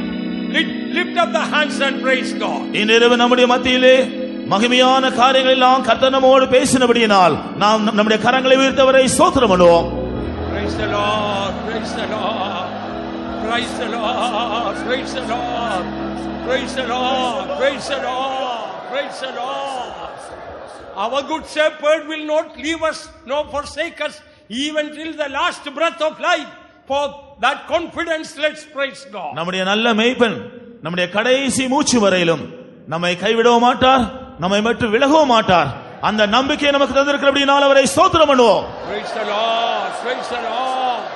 Praise the Lord. Praise the Lord. Praise the Lord. Praise the Lord. Praise the Lord. Praise the Lord. எங்களுடைய எங்கள் அருமையான நல்ல பிதாவே, நாங்கள் உம்மை நன்றியோடு உம்மை ஸ்தோத்திரிக்கிறோம், உம்மை துதிக்கிறோம். இந்த சாயங்கால வேளையில் எங்களுடைய விசேஷ வேதபாட கூட்டத்தின் இந்த 3ஆம் நாள் சாயங்கால வேளையில் உம்முடைய சமூகத்தை எங்களுக்கு நிறைவாக தந்தபடினால் நாங்கள் உமக்கு ஸ்தோத்திரம் செலுத்துகிறோம். உம்முடைய ஆடுகளாகிய எங்கள் ஒவ்வொருவருடைய நிலவரங்களை நன்றாக அறிந்த எங்களுடைய நல்ல மேய்ப்பர் எங்கள் மத்தியிலே வெளிப்பட்டு இன்றைக்கும் எங்களுக்கு தேவையான நல்ல ஆகாரத்தை தந்து நீர் எங்களை பலப்படுத்தினதுக்காக நாங்கள் உம்மை நன்றியோடு உம்மை ஸ்தோத்திரிக்கிறோம், உம்மை துதிக்கிறோம். ஆண்டவரே, இதுவரையும் ஆண்டவரே நாங்கள் உம்மை விசுவாசிக்க ஆரம்பித்தது முதல், நீர் எங்களை தெரிந்து கொண்டது முதல் ஒருபோது ஒரு குறைவில்லாமல் நீர் எங்களுக்கு நடத்தி வந்ததுக்காக நாங்கள் உமக்கு நன்றி செலுத்துகிறோம். சில சந்தர்ப்பங்களில் நாங்கள் குறைவற்றது போல உள்ள நிலவரத்துக்கு காரணம் என்ன என்பதையும் விளங்கிக் கொள்ளும்படியாக நீர் எங்களுக்கு உதவி செய்தீர். எங்களுடைய மனக்கண்களை நீர் பிரகாசித்ததுக்காக ஸ்தோத்திரம். நாங்கள் உமக்கு கொடுக்க வேண்டிய சரியான இடத்தை கொடுக்காமல் இருந்த குற்றங்களை நீர் எங்களுக்கு உணர்த்தி காட்டி ஆண்டவரே உம்முடைய கோலால் எங்களை நீர் சரியான விதத்தில் சிட்சித்து தண்டித்து சீர்படுத்தி நாங்கள் உம்மை போல மாறும்படியான பெரிய நோக்கத்தோடு நீர் எங்களோடு இடைபெற்று வந்தபடினால் நாங்கள் உமக்கு நன்றி செலுத்துகிறோம். ஆண்டவரே, இன்றைக்கும் கூட மரண ஆண்டவரே நிழலின் பள்ளத்தாக்கிலே நடந்தாலும் நாங்கள் பயப்படாமல் இருக்கும்படி உம்முடைய கோலும் உமது தடியும் எங்களை எந்த விதமாக தேற்றி எங்களை ஆறுதல் படுத்துகிறது என்பதை நீர் எங்களுக்கு காட்டிக் கொடுத்ததுக்காக ஸ்தோத்திரம். உம்முடைய கோளுக்காக உம்மை துதிக்கிறோம். அருமையான உடைய வாக்குத்தத்தங்களுக்காக நாங்கள் உமக்கு நன்றி செலுத்துகிறோம் ஆண்டவரே. இன்னும் ஒன்று கூட உம்முடைய கரத்தில் எங்களை தாழ்த்துகிறோம். இனி வருகிற நாட்களில் நீர் விரும்புகிறபடியெல்லாம் நீர் எங்களை நடத்தி ஆண்டவரே, நீர் வரும்போது உம்முடைய இருதயத்துக்கு ஏற்றவர்களாய் உம்மை போல உம்மை சந்திக்க ஒன்று கூட நீர் எங்களை ஆயத்தப்படுத்த முடியாக ஆண்டவரே, உம்முடைய கோலுக்கும் உம்முடைய தடிக்கும் எங்களை முற்றிலுமாக ஒப்புக் கொடுக்கிறோம் ஆண்டவரே. நீர் எங்களுடைய ஜீவனாக இருக்கிறபடினால் சாவு மரணம் எங்களுக்கு பெரிய லாபமாக மாறிவிட்டதே. அதற்காக நாங்கள் உமக்கு நன்றி செலுத்துகிறோம் ஆண்டவரே, உமக்கு ஸ்தோத்திரம் செலுத்துகிறோம். நீர் இந்த புதிய ஏற்பாட்டு சபையில் எங்களுக்கு ஆயத்தப்படுத்தி வந்த இந்த நல்ல மேஜைக்காக பந்திக்காக நாங்கள் உமக்கு நன்றி செலுத்துகிறோம் ஆண்டவரே. நீர் எங்களுக்கு வைத்திருக்கிற பூரணத்துக்காக ஸ்தோத்திரம். நீர் எங்களுடைய சந்தோஷமாக இருக்கிறபடினால் துதிக்கிறோம். நீர் எங்களுடைய சமாதானமாக இருக்கிறபடினால் ஸ்தோத்திரம். நீர் எங்களுடைய ஆறுதலா இளைப்பாறுதலா இருக்கிறபடினால் உம்மை துதிக்கிறோம். நீர் எங்களுக்கு எல்லாவற்றுக்கும் எல்லாமாக இருக்கிறபடினால் உம்மை துதிக்கிறோம். தொடர்ந்து நாங்கள் உமக்குள்ளே மகிழ்ந்து கலிகூறும்படி இன்னும் அதிகமாக எங்களை பலப்படுத்துவீராக. தந்த எல்லா ஆசீர்வாதங்களுக்காக நாங்கள் நன்றியுள்ளவர்களாக இருக்கும்படி எங்களுக்கு ஒரு நன்றியுள்ள இருதயத்தை நிறைவாய் தரும்படி செபிக்கிறோம். நீர் உம்முடைய ஊழியர்களை உம்முடைய கரத்தில் எடுத்து இந்த நாட்களிலே பேசிக் கொண்டிருக்கிற உன்னதமான ஜீவனுள்ள வார்த்தைகளுக்காக உம்மை துதிக்கிறோம் ஆண்டவரே. இன்னும் மேலான காரியங்கள் எங்களுக்கு வெளிப்படுத்தும். எல்லாவற்றுக்கும் கீழ்ப்படிந்து உமக்கு பிரியமாய் நடக்க உம்முடைய கைக்குள்ள இருக்கிற ஆடுகளாக இருக்க எங்களுக்கு உதவி செய்வீராக. எல்லாம் மகிமையும் கனமும் துதியும் உமக்கு மாத்திரம் செலுத்துகிறோம். இயேசு கிறிஸ்துவின் நாமத்தில் வேண்டிக் கொள்கிறோம் பிதாவே. Our loving and gracious Heavenly Father, even tonight you came as a good shepherd to feed us, O God. We thank you for your staff and rod. They are comforting us.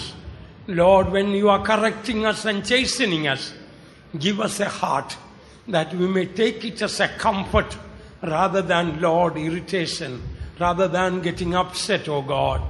We thank you for the blessed Lord promise that even in the valley of the shadow of death, O God, you will be with us. Lord, as thy people go from here, let that blessed assurance, even the last breath of our life, our good shepherd will be with us. Amen. To care for us, to help us. Thank you for that blessed hope and confidence. Bless thy people tonight in Jesus' name. Amen. Now may the grace of our Lord Jesus Christ, the love of God and the sweet fellowship of the Holy Spirit rest and abide with us all, now and until the Lord returns in glory. Amen. God bless you all. Thank you for coming tonight also. நீங்கள் இந்த இரவு இந்த கூட்டத்திற்கு வந்ததற்காக உங்களுக்கு நாங்கள் நன்றி தெரிவிக்கிறோம். தேவன் உங்களை ஆசீர்வதிப்பாராக. Those who want prayer may please come forward. Pastor Mary வந்து ஜெபம் பண்ணுங்க. ஜெபம் தேவையானவர்களே இப்பொழுது முன்னுக்கு வாருங்கள்.